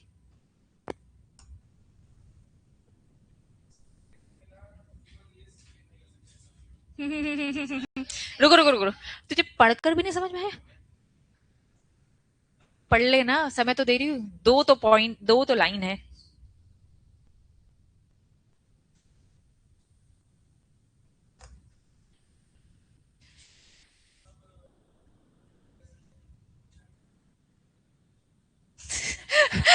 सिद्धार्थ बेटे, सिद्धार्थ, तू थोड़ी देर में उसको बताएगा, इसलिए अच्छे से सबके सामने ही बता दे, है ना? नहीं पता सेकंड पॉइंट? बता, पढ़ कर बता चल। अभी पकड़ना है यार तुम लोग को। कल का क्या, तुम्हें तो अभी का पढ़ाया हुआ याद नहीं रह रहे यार। मैं कहा कल मैं पूछ रही हूँ तुम लोगों को। बस बस बस, यही हुआ है ना? यही लोग थे ना जो बोल रहे थे तुम लोग। एक मिनट रुक जाओ, जवाब दो चुपचाप, है ना? चलो सिद्धार्थ बेटे, जल्दी जल्दी। हाँ हाँ, समय दे रहे हैं प्रॉपर। टैलेंट है यार, खुली आंखों से सोते। सुना था कि नहीं सुना था सिद्धार्थ, बस ये बता। कहीं और दिमाग कहीं और है ना? बता चल, जो पढ़कर समझ में आए।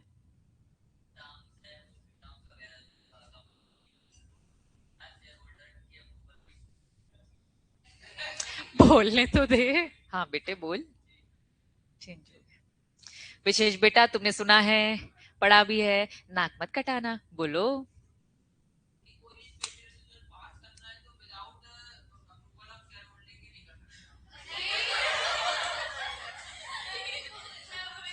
यार अभी तक जो भी पढ़ा है उन सब पे सवाल उठ रहे हैं अब। रुको, मैं सुभांशी बेटा, सेकंड पॉइंट पूछ लिया सेम।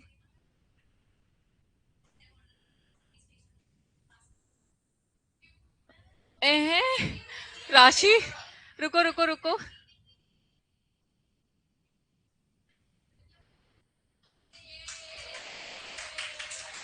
आह, सही पढ़ा पा रही हूँ ना तुम लोग को, है ना?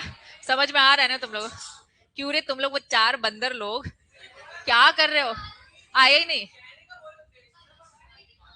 मैं आई हूँ पढ़ाने, मैं पढ़ा कर जाऊंगी, है ना? चलो वापस। सेकंड पॉइंट ये बोलता है, फर्स्ट पॉइंट क्या बोलता है? फर्स्ट पॉइंट बोल, हाँ इधर इधर, है ना? फर्स्ट पॉइंट समझ में आ गया सबको? वापस, है ना? फर्स्ट पॉइंट बोलता है कि भाई, चेंजेस करने कर सकते हो, पूछ लेना शोल्डर से। बस वो शेयर्स लेके चले ना गए हो, है ना? शेयर्स हो चेंज करने के लिए। चलो, सेकंड पॉइंट ये बोलता है, बिना शोल्डर के भी चेंज कर सकते हो, अगर सेबी ने आपको बोल दिया है। रेगुलेटरी लिखा है, रिक्वायरमेंट्स लिख लो। ये रेगुलेटरी रिक्वायरमेंट्स क्या है? सबका बॉस कौन है? सेबी। सेबी अगर रेगुलेटरी रिक्वायरमेंट्स ले आता है, ठीक है? चलो, बाकी सारे पॉइंट समझ में आ रहे हैं? थोड़ी थोड़ी देर में पूछती रहूंगी, है ना? नहीं बच्चों, मैं इस टॉपिक को खत्म करूंगी। मुझे नहीं तुम्हें क्लैरिफिकेशन दे रहा, मुझे कहां तक पढ़ाना कहां तक नहीं, जहां तक जरूरी है मैं वहां तक पढ़ाऊंगी। सो जाओ, मैं सोने नहीं दूंगी ना, बट टेंशन। चलो, कोई नेगोशिएशन नहीं चल रहा है ना? मुझे तुम्हें क्लियर करने की जरूरत नहीं, मुझे कहां तक पढ़ाना है, चुपचाप पढ़ाई करो, क्योंकि जितना लेट करोगे मैं पढ़ाऊंगी। Topic, winding up of scheme. नाम से काम समझेंगे गोल्डी जी, ठीक है? सुनो, ध्यान दो। स्कीम खत्म हो रही है।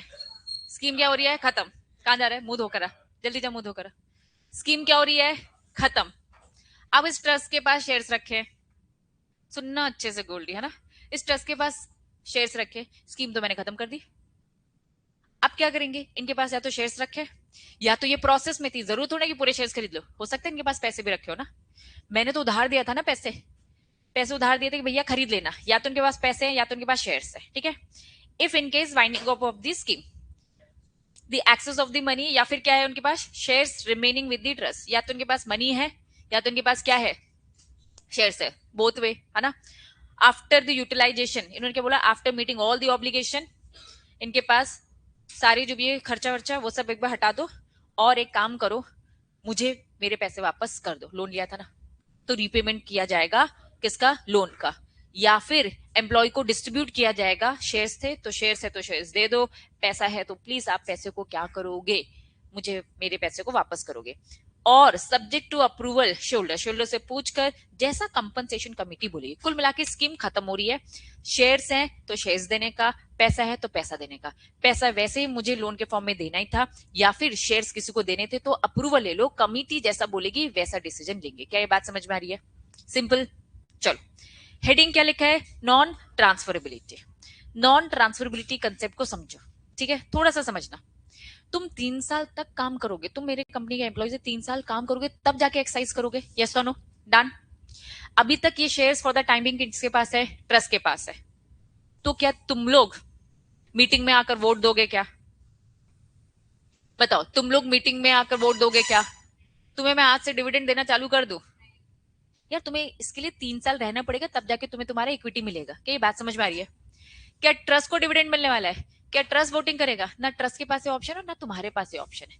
तो साफ लिखा है नॉन ट्रांसफरेबल। यहाँ पे कुछ छोटी छोटी बातें हैं, 1 2 3 4 5, ठीक है? बस अच्छे प्रेजेंटेशन में हेडिंग वाइज दे रही हूँ आपको, ठीक है? आ जाओ, अच्छा प्रेजेंटेशन, हेडिंग नो ट्रांसफर। पहले मालिक तो बन जाओ शेयर्स के। आप मालिक कब बनोगे शेयर्स के? जब 3 साल आप इस कंपनी में काम करोगे और ऑप्शन को एक्सरसाइज करने आओगे, तब शेयर तुम्हारे पास आ गए। अब तुम्हें इसका जो करना है करो, बेचना है बेचो, ट्रांसफर करना है, जो करना है करो, अपने पास रखना अपने पास रखो। लेकिन 3 साल से पहले क्या ये काम कर सकते हो क्या? तो साफ लिखा है नो ट्रांसफर। स्टॉक ऑप्शन जो भी given to employees can not be transfer to anyone else, only the employ can benefit. ये ऑप्शन आपको दिया, आप ये किसी को नहीं दे सकते। मैंने बोला रक्षिता दी आप बहुत अच्छा काम करते हो, 3 साल और काम करो, 100 मिलेगा आपको। मिलेगा, शेयर्स मिलेंगे। अभी मिल गया क्या? नहीं। तो रक्षिता दी ने बोला मैं अपने शेयर्स ना जो उसको मिलने वाले हैं किसी और को देके चले जाओ। दे सकती है क्या? ये बेनिफिट एम्प्लॉय को दिया, अच्छे एम्प्लॉय को दिया है, तो क्या ट्रांसफर कर सकते हो? नहीं। नेक्स्ट हेडिंग क्या लिखा है? जब तुम मालिक ही नहीं बने तो गिरवी भी रख सकते हो क्या? नहीं। Employ can not use this benefit, collateral pledge, mortgage, ठीक है? ये सब नहीं किए जा सकते। नेक्स्ट हेडिंग क्या लिखा है? एम्प्लॉय की डेथ हो गई, 3 साल तक काम करना। अब मैं नाम नहीं लूंगी किसी का, है ना? अब एम्प्लॉय की डेथ हो गई है, काम लटक जाएगा यार हम लोग का, है ना? चलो, काम इंपॉर्टेंट है।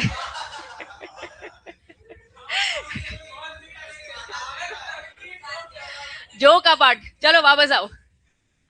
अब 1 साल काम किया, 2 साल काम किया, बंदा तो काम कर रहा था ना। अब काम करते करते अगर चला गया तो क्या? अब देखो, अगर वो जॉब छोड़ देता तो ऑप्शन खत्म था, जॉब छोड़ देता तो ऑप्शन खत्म था। जॉब नहीं छोड़ा, डेथ हो गई है, तो इन्होंने साफ बोला उसकी लीगल हायर को वो सारे के सारे ऑप्शन जो इसको मिलते वो उनको मिल जाएंगे, ठीक है? अरे वाह। If the employ die, all the unvest, all unvested option will immediately vest. पास किसको मिल जाएगा?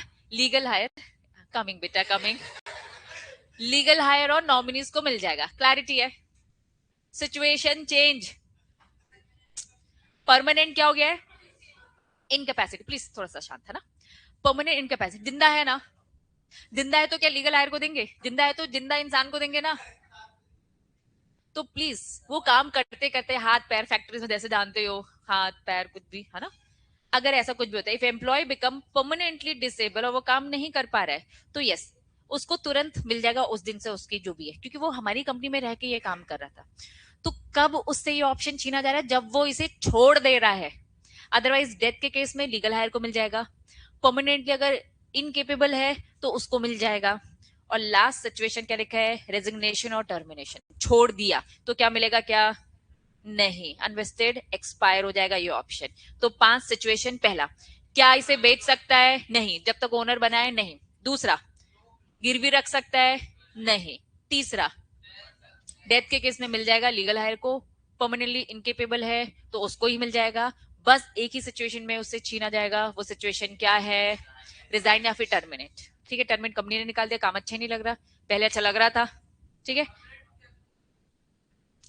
वो जिंदा है ना, उसको दे दो, वो अपने लीगल हायर को दे दे। शेयर्स तो है, शेयर्स तो ले सकता है ऑनलाइन, शेयर्स तो ले सकता है ना, शेयर्स ले रहे, उसको मिल जाएगा।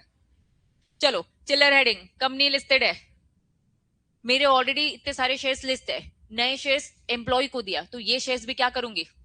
लिस्ट कराऊंगी, ताकि तुम बेच सको इन शेयर्स को, कल को बेचना हो तो, ठीक है? तो सिंपल। अगर नए शेयर इशू किए हैं, स्कीम में किए हैं, तो प्लीज रेगुलेशन फॉलो करो और शेयर से अप्रूवल ले लो। नए शेयर्स को हम क्या करना चाहते हैं, लिस्ट, और सारे के सारे कंपनी नोटिफाई करेगी स्टॉक एक्सचेंज को, नए शेयर्स लाएं। Please Bombay stock exchange, national stock exchange भी लिस्ट करो, ताकि हमारे एम्प्लॉय जब बेचने आए तो बेच सके। क्लैरिटी है? पक्का?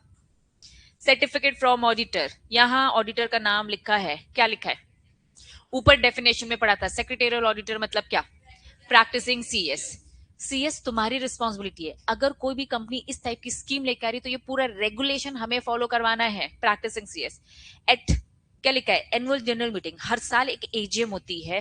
प्लीज शोल्डर के सामने एक सर्टिफिकेट प्रेजेंट करेगा ये प्रैक्टिसिंग सीएस, जिसे हम सेक्रेटेरियल ऑडिटर बोल रहे हैं, कि हाँ पूरे रूल्स रेगुलेशन रेजोल्यूशन जो भी कंप्लायंसेस थे वो सब फॉलो हो रखे। एक सर्टिफिकेट पेश करना जिसमें लिखा सारे कंप्लायंसेस यहाँ पे फुलफिल्ड है।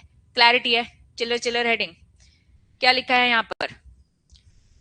क्या लिखा है? डिस्क्लोजर्स साफ लिखा है, कंपनीज एक्ट, और पार्ट में जो दे रखा है डिस्क्लोजर, आप सारे डिस्क्लोजर्स देंगे जो गिवन है। कुछ बताया नहीं है क्या देना है, जो बताए हैं वो बस कर देना, ठीक है? चलो, हेडिंग क्या लिखा है?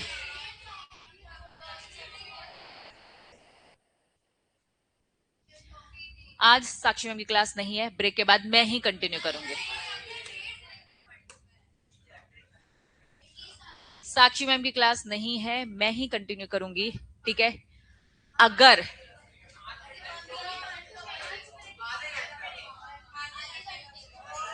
आधे घंटे का ब्रेक तो मैं 1.5 घंटा बढ़ाऊंगी।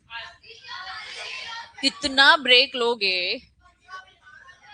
15 मिनट का ब्रेक कब से लेने लगे तुम लोग? मैं पढ़ा छोड़ती थी, 5 मिनट 10 मिनट का ब्रेक लेते थे।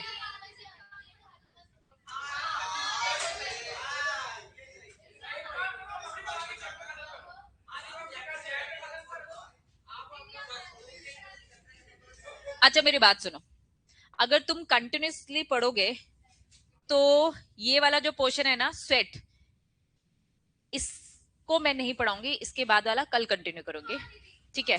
अगर कंटिन्यूसली पढ़ोगे तो। अगर तुम कहोगे नहीं दीदी ब्रेक, तो मैं पूरा चैप्टर खत्म करूंगी, क्योंकि माइंड तो फ्रेश कर लोगे ना तुम लोग।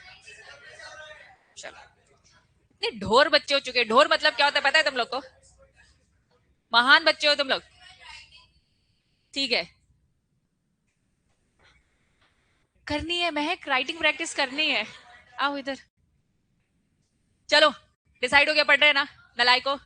चलो यहां तक समझ में आ गया? तो सांस लेने के लिए फिर मैं चैप्टर खत्म करूंगी? पानी ब्रेक, जाओ पानी पी के आओ जल्दी जल्दी। एक पेज पढ़ना है, फटाफट पढ़ डालो। अब मैं कह रही हूँ रिपीट ऐप तो देखो, जल्दी पी कर आओ। मैं यहीं बैठी हूँ। अगर मुझे लगेगा ब्रेक ज्यादा हो गया है तुम लोगों का, अगर मुझे लगा ब्रेक ज्यादा हो गया है, तो मैं तुम्हें और एक्स्ट्रा 5 मिनट दूंगी और मैं पूरा ही पढ़ाऊंगी।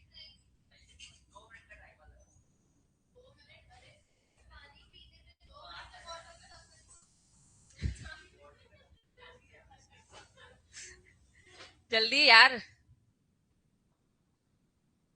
एक ही तो पेज पढ़ना है, उसमें भी रोना आ रहा है। और अब कंसेप्ट क्लियर हो गया, सॉल्व खत्म हो गया, अब दूसरी चीजें आ गई है। सार रिपीट है वो।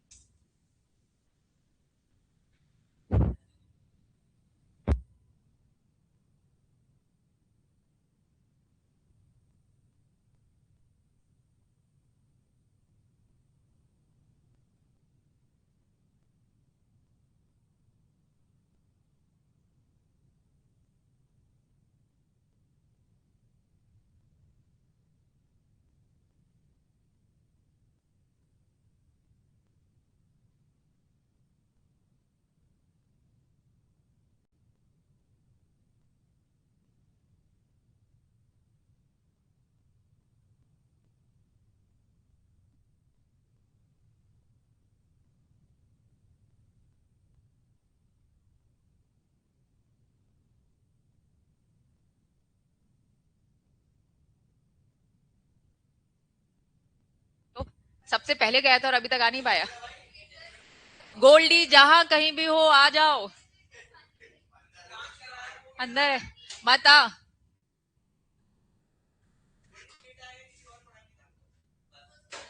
सबको बढ़ाएंगे टीम वर्क भाई, टीम वर्क। यूनिटी दिखाते हो? देखी थी मैंने यूनिटी तुम्हारी जब पेपर कैंसिल करवा रहे थे। जैसे आएगा उसको, है ना? जल्दी आ। चलो चलो चलो, वापस वापस वापस। ओवर हो रहा है, ओवर, हाँ ओवर हो रहा है।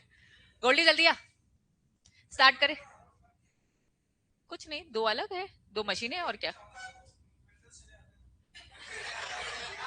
दो अलग कंपनी है, दो अलग ब्रांड है, दैट्स इट। बता रही। लेकिन यार कितनी क्यूट तरीके से बोला, अपन कॉमर्स वाले ना इसलिए अपन को बता रहे।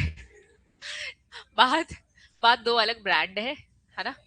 और उसमें बहुत सारे फंक्शंस होते हैं, लेकिन सब बराबर हो जाते हैं एक समय के बाद। इतना दिन भर में इतना पानी वो निकालता है ना, मुझे नहीं लगता मिनरल्स वो उतने दे भी पाता होगा, खत्म ही कर देता होगा, है ना? आ जाते हैं ना, चलो चलो आ जाते हैं। चलो नलाई को आओ वापस। बस, इसॉप खत्म, इसॉप के कंसेप्ट समझ में आ गए? पक्का अच्छे से समझ में आए? अब इसॉप चालू कर रहे हैं ना। जनरल जो भी हमने प्रोविजन पढ़े, हमने सबके मिक्स पढ़े, ठीक है? लेकिन इसॉप को लेकर पढ़े, लेकिन क्या बस सिंगल इसॉप पढ़ रहे थे? नहीं, इसॉप पढ़ा, परचेज स्कीम पढ़ा, एप्रिसिएशन पढ़ा, ठीक है, जनरल बेनिफिट, रिटायरमेंट बेनिफिट सब पढ़ा। अब ये स्पेसिफिक बोल रहे हैं हम इसॉप की कुछ छोटी छोटी बातें एक साथ कंपाइल करें, मतलब रिपीटेशन आएगा।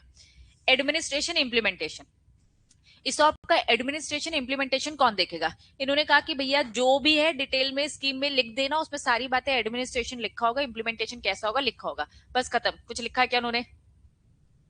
प्राइसिंग, इसॉप की जब स्कीम लेके आओगे, मैं अभिषेक अभिषेक बोल रही हूँ, ओमकार भैया और रक्षिता दी के लिए जब स्कीम लेके आ रही हूँ, तो मैं प्राइस क्या रखू? कंपनी आप फ्री हो, जो प्राइस आपको रखना है आप प्राइस रखो, कोई दिक्कत नहीं है, लेकिन बस एक ही कंडीशन है, अकाउंटिंग की कुछ पॉलिसीज होती है, कुछ अकाउंटिंग के रूल्स रेगुलेशंस होते हैं, प्राइस ध्यान, जब प्राइस कैलकुलेट करोगे तो अकाउंटिंग पॉलिसीज का बस ध्यान रखना, दैट्स इट। कुछ बताया इन्होंने? पहला पॉइंट, एडमिनिस्ट्रेशन कैसा होगा, इंप्लीमेंटेशन कैसा होगा, जैसा स्कीम में लिखा है। दूसरा, क्या प्राइस होगी, कंपनी तुम्हारी मर्जी, जो रखना है रखो, लेकिन प्लीज अकाउंटिंग प्रिंसिपल्स को ध्यान रखकर। हाँ रख सकते हो, लेकिन अकाउंटिंग प्रॉपर कर लेना, ठीक है? वेस्टिंग पीरियड, मैं अक्सर एग्जाम्पल 3 साल लेती थी, 2 साल, 3 साल, 5 साल, कुछ भी हो सकते। मिनिमम वेस्टिंग पीरियड 1 साल रखना है, 1 साल के ऊपर जो रखना है रखो, 3 साल रखना है 3 साल रखो, 5 साल रखना 5 साल, लेकिन 1 साल से कम नहीं। स्कीम जब भी आप लॉन्च करोगे तो कम से कम 1 साल तो बोलो कि भैया 1 साल काम करो तो मिल जाएगा आपको। 6 महीने देके कर दोगे क्या? 2 महीने के बाद दे दोगे क्या? नहीं, कम से कम 1 साल तो वेस्टिंग पीरियड होना चाहिए। कंसेप्ट क्लियर है? अलग है, अभी लॉक इन यही आ रहा है, अभी लॉक इन आ रहा है। हाँ, रुक जाओ, बिल्कुल सही बोल रहे हो। नेक्स्ट पॉइंट, सेकंड पॉइंट यही है, रुको। पहले बताओ, वेस्टिंग पीरियड समझ में आया? कम से कम एम्प्लॉय से 1 साल तो काम कराना है। अब 1 साल काम करने के बाद शेयर्स मिल गए, अब तुम मालिक हो चुके हो ना, मालिक हो चुके हो ना। अब मे मतलब क्या है? ऑप्शन में specify the lock in period, में स्पेसिफाई। एक बार एम्प्लॉय मालिक बन गया है, इक्विटी शेयर उसको मिल गए, आप चाहो तो उसे लॉक इन में डाल दो कि 1 साल तक बेच नहीं सकते। तो वेस्टिंग पीरियड इज डिफरेंट और lock in period is different. Vesting period मतलब कि 1 साल तक रहोगे तो कमाओगे, ये शेयर्स कमाओगे, ये शेयर्स मिलेगा आपको, और अगर शेयर्स मिल गए अगले दिन बेच दोगे क्या? नहीं।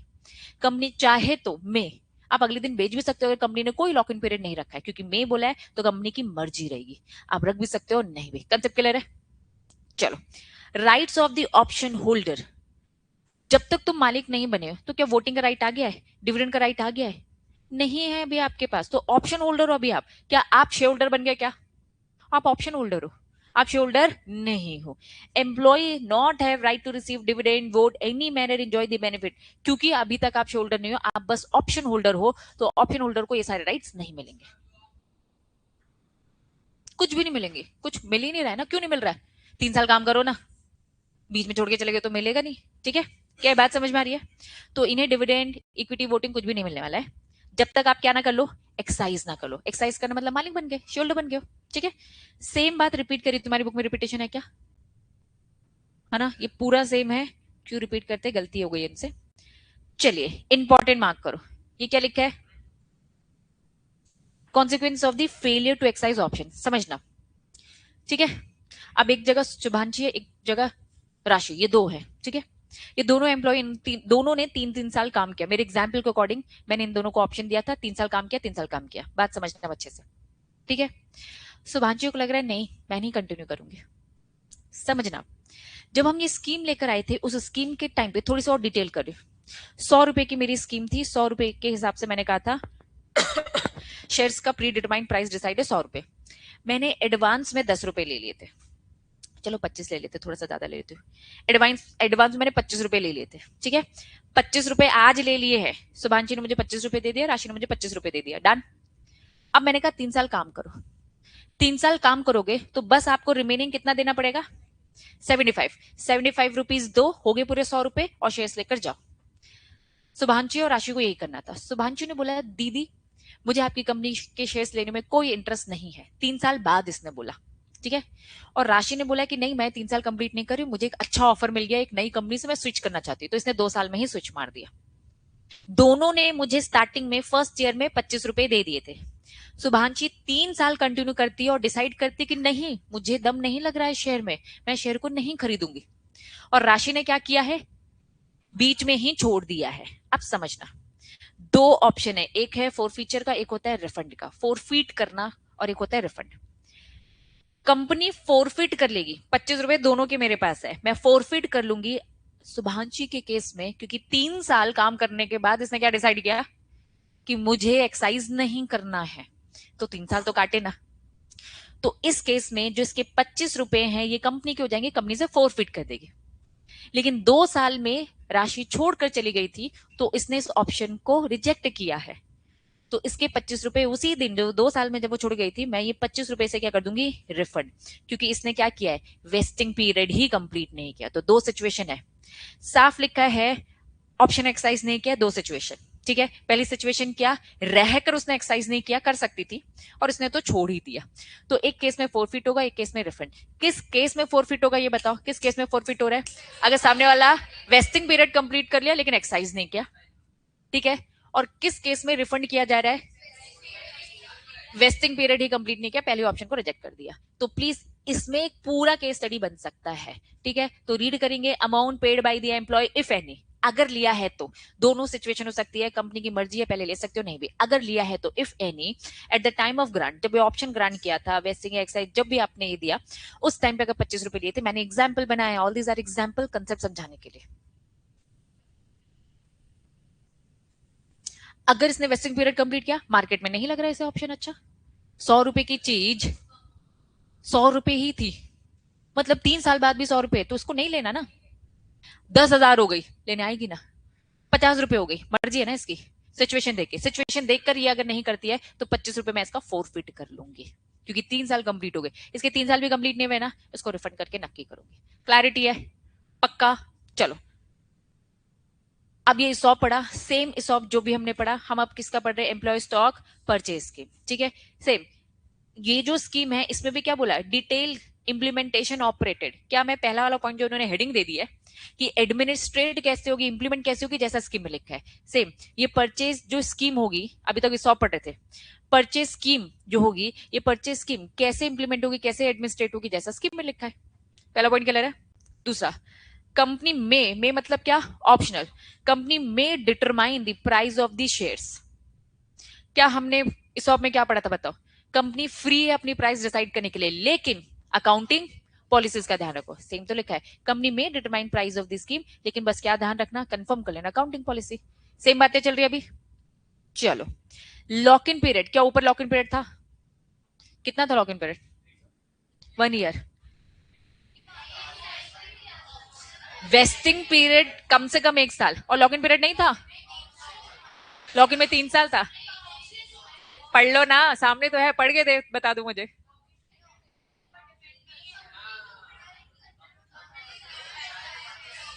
As per companies act, as per SEBI regulation, यहाँ सेबी रेगुलेशन ज्यादा बोल रहा था। हाँ हाँ, वो सेट में आएगा, अभी आएंगे पढ़ेंगे सेट में। पहले बताओ यहाँ ऊपर अभी क्या पढ़ा था, यहाँ क्या पढ़ा था, वेस्टिंग पीरियड सेट पढ़ा था, अभी ये इसॉप चल रहा है और इसॉप क्या था, परचेज चल रहा है, ठीक है।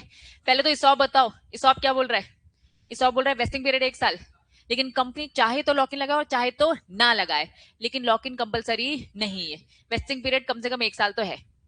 वापस आ रही हूँ इसमें, लॉक इन पीरियड क्या में लिखा है, तो आपको याद रखना है इसॉब में लॉक इन पीरियड कंपलसरी नहीं है, और यहां पे लॉक इन पीरियड कंपलसरी है।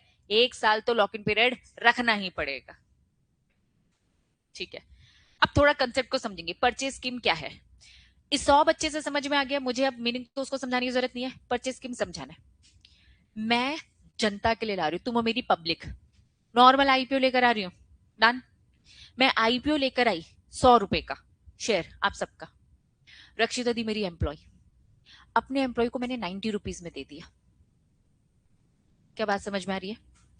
मतलब मैंने बोला मैं 1 लाख का इशू लेकर आ रही हूँ, ठीक है, इसमें से 90,000 तो जनता को दूंगी, लेकिन 10,000 मैंने अपने एम्प्लॉयज के लिए बचा के रख लिए।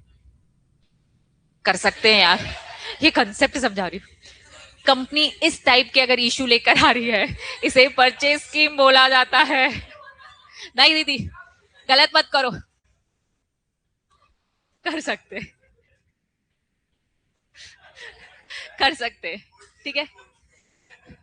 एम्प्लॉय को ध्यान देना, मैं चाहूं तो अपने एम्प्लॉय को, बस एम्प्लॉय को दे रही हूँ सब, और मैं चाहूं तो जब जनता के लिए लेकर आ रही हूँ, जनता के साथ ही पैरेलली साथ में ही क्या लेकर आ गई, अपने एम्प्लॉयज के लिए भी लेकर आ सकती हूँ। ये नॉर्मल है, कंपनी करती है, ठीक है, विशेष करती है नहीं, ठीक है। नहीं नहीं, वापस, तो purchase scheme is a part of public issue and the share are issued to employee at the same price। अब कंपनी के पास सेम ऑप्शन है, ठीक है, दो ऑप्शन है, या तो सेम प्राइस में लाए या तो थोड़ा सा डिस्काउंट में लेके आए, अब कंपनी की मर्जी, ठीक है। तो कंपनी ने अगर ऑप्शन कौन सा लिया, सेम प्राइस, जनता के लिए 100 लिया और उनके लिए भी क्या लिया, 100 रुपए लिया। इन द पब्लिक इश्यू तो साफ इन्होंने लिखा है, तो एक काम करना, लॉक इन मत रखना फिर। इसका मतलब अगर तुमने सस्ता किया है तो लॉक इन कर देना, क्लियर है। लॉक इन क्या, लॉक इन रख सकती है, हाँ 1 साल का, लेकिन अगर सेम प्राइस है तो लॉक इन मत रखना, क्योंकि जनता बेच देगी और इनको बेच नहीं दिया जाएगा, गलत हो जाएगा। क्लैरिटी है? तो क्या जनता के साथ लेकर आ सकते हैं हम एम्प्लॉयज के लिए? हाँ, चलो अब मुझे बताओ, परचेज स्कीम समझ में आ गया, purchase scheme is a part of public issue, that's it, ठीक है। अब next, stock appreciation right scheme, ठीक। थोड़ा पहले कंसेप्ट समझना, स्टॉक एप्रिसिएशन क्या होता है, पहले कंसेप्ट समझेंगे। आपकी बुक ने कहीं भी कंसेप्ट नहीं समझाया, थोड़ी बहुत डेफिनेशन मैंने एप्रिसिएशन का मतलब समझाया था, लेकिन आज और क्लैरिटी के साथ समझेंगे। स्टॉक एप्रिसिएशन राइट एक employ is an employ compensation scheme where the employ receive, या तो एम्प्लॉय को क्या मिलेगा, कैश, या तो क्या मिलेगा, स्टॉक मिलेगा, स्टॉक बोनस मिलेगा, equal to increasing the company stock price over a certain period. Unlike ESOP में डिफरेंट होता है, employ do not have to buy shares, ठीक है, only receive the profit from the stock price growth. Example के through समझेंगे, आ जाओ। Example समझ में आ गया, स्टॉक एप्रिसिएशन राइट समझ में आ जाएगा। शुरभी और महक प्लीज यहाँ पे ध्यान देंगे, इसको पहले समझ लो, वापस आएंगे परचेज स्कीम में, है ना, मत टेंशन लो। एग्जाम्पल, कंपनी ने ऑप्शन ग्रांट किया, मैंने ओमकार भैया को बोला मैं आपको 1000 SAR दे रही हूँ, ठीक है, stock appreciation right to an employ, price क्या बोल दी, 100 रुपए, आज 100 रुपए है, ठीक। आफ्टर 3 इयर्स प्राइस कितनी बढ़ गई, 200, एक शेयर की प्राइस 100, अब प्राइस मार्केट में कितनी बढ़ गई, 200, तो 100 से 200 का सफर आपने ही तय करवाया है, ठीक है। तो हमने बोला भैया 100 में से 200 माइनस करो, ठीक है, तो 100 का फिगर बचता है, 100 रुपए आपने बढ़ावाए हैं हमारी कंपनी के। तो हमने आपको कितने दिए थे, 1000 दिए थे, तो प्लीज 100 का मल्टीप्लीकेशन 1000 से होगा तो कितना हो जाएगा, 1 लाख। कंपनी की मर्जी, 1 लाख या तो आपको क्या देगी, कैश देगी, या तो कंपनी क्या देगी, आपको शेयर्स देगी। तो स्टॉक एप्रिशिएट करवा रहे हैं, हमने आपको एक दे दी भैया आज 80 रुपए, कल को 160 हो गया, कल से 200 हो गया, 400 हो गया, 500 हो गया, जो भी है, हमने आज आपको एक राइट दे दिया है, लेकिन हाँ प्राइस अगर बढ़ती है, एप्रिशिएट होती है, तो यस इसका बेनिफिट मिलेगा, आइदर कैश या फिर और आपको क्या मिलेगा, कंपनी, कंपनी की मर्जी, कंपनी पहले ही तुम्हें बता देगी, ठीक है, कंपनी पहले इन्फॉर्म कर देगी। और कंपनीज एक्ट तो दोनों ऑप्शन देता है, सेबी बोलता है कि इनकी प्रेफरेंस देती है भैया शेयर्स दो, कैश वैश में मत खेलो, ठीक है। पहले बताओ स्टॉक एप्रिसिएशन राइट का कंसेप्ट समझ में आया? अगर कंसेप्ट समझ में आ गया तो बढ़ते हैं, क्योंकि यहां मीनिंग नहीं दे रखा है। स्कीम डिटेल सेम सेम बातें लिख रहा है। इनका एडमिनिस्ट्रेशन, इनका मैनेजमेंट कैसे होगा, जो स्कीम में लिखा होगा, ठीक है। कंपनी के पास फ्रीडम है कि वो कैश भी दे सकती है, कैश का सेटलमेंट भी कर सकती है और इक्विटी भी सेटल। लेकिन इंपॉर्टेंट हावेवर रेगुलेशंस बोलते हैं कि आप इक्विटी से सेटल करो तो ज्यादा अच्छा है। मतलब सेबी के रेगुलेशन जोर देता है तो किसमें देता है भैया, कैश ना देके इक्विटी दो। क्लैरिटी है, प्रोहिबिटेड नहीं है। जोर इनका ये है कि भैया तुम इक्विटी दोगे तो ज्यादा अच्छा है, ठीक है। तीसरा पॉइंट, पहला पॉइंट समझ में आया, एडमिनिस्ट्रेशन मैनेजमेंट जो डिटेल में लिखा है इनकी स्कीम में। दूसरा प्राइस सॉरी, आपके पास फ्रीडम है, कैश देना है कैश दो, इक्विटी देना है इक्विटी दो, रेगुलेशन का फोकस इक्विटी में है। तीसरा पॉइंट, नो सार ऑफर्ड अनलेस डिस्क्लोजर।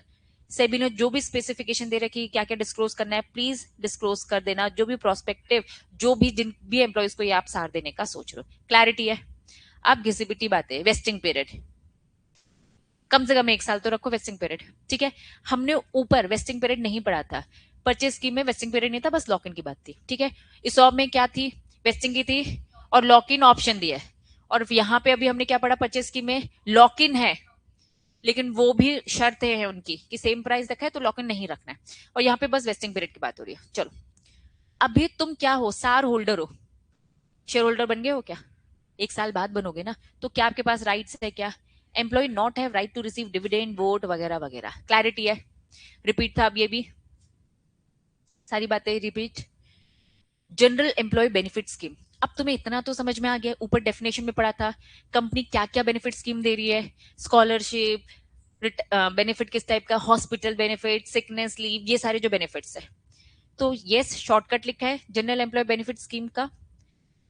कैसे एडमिनिस्ट्रेशन इंप्लीमेंटेशन होगा, कैसे होगा जरा मुझे बताओ, जो स्कीम में लिखा है। सेम पढ़ते हैं रिटायरमेंट वाला पहला पॉइंट, कैसे होगा जो स्कीम में लिखा है, सब्जेक्ट टू कंप्लाइंसेस, ठीक है। इन्होंने कहा कंप्लाइंसेस फॉलो करना, और सेकंड पॉइंट सेम है, contain the detail implementation operation, क्या दोनों का, जनरल बेनिफिट का पहला पॉइंट और रिटायरमेंट का पहला और दूसरा पॉइंट, ठीक है। पहला तो कंप्लाइंसेस ही कह रहा है, प्लीज प्रोविजन फॉलो कर लेना, सेम है। और ये बातें तो हर स्कीम में सेम थी, ठीक है। जो पॉलिसी में आपने लिखा है, स्कीम में जो लिखा है। चलो next point, share of the company या लिस्टेड होल्डिंग कंपनी जो भी है, नॉट एक्सीडिंग, आप कितना, फॉर एग्जाम्पल मेरी कंपनी का 10%, देखो क्या लिखा है, 10% ऑफ, पहले क्या लिखा है, बुक वैल्यू या मार्केट वैल्यू और फेयर वैल्यू। एक तरफ बैलेंस शीट की बुक वैल्यू है, एक तरफ मार्केट वैल्यू, ठीक है। विच एवर इज लोअर, ठीक है। आप बुक प्राइस देखो या market price, which ever is lower. Total asset, आपकी स्कीम में जितना भी आपका एसेट है उसका 10% निकालो, विच एवर इज लोअर, इतना ही बेनिफिट अपने एम्प्लॉय को दे सकते हो। तुम क्या एम्प्लॉय को सब कुछ उठाकर दे दोगे क्या? नहीं, लिमिट तय कर दी है कि आप अपने टोटल एसेट का जो बेनिफिट प्रोवाइड करेंगे वो बेनिफिट 10% होना चाहिए। 10% of total asset of scheme का टोटल एसेट का ओनली 10%, या तो बुक वैल्यू देखो या तो market value, which ever is lower, ठीक है। और प्लीज सीएस सेक्रेटेरियल ऑडिटर तुम सर्टिफाई जरूर कर देना, जिस सेकंड पॉइंट है कि हाँ 10% के अंदर ही बेनिफिट है।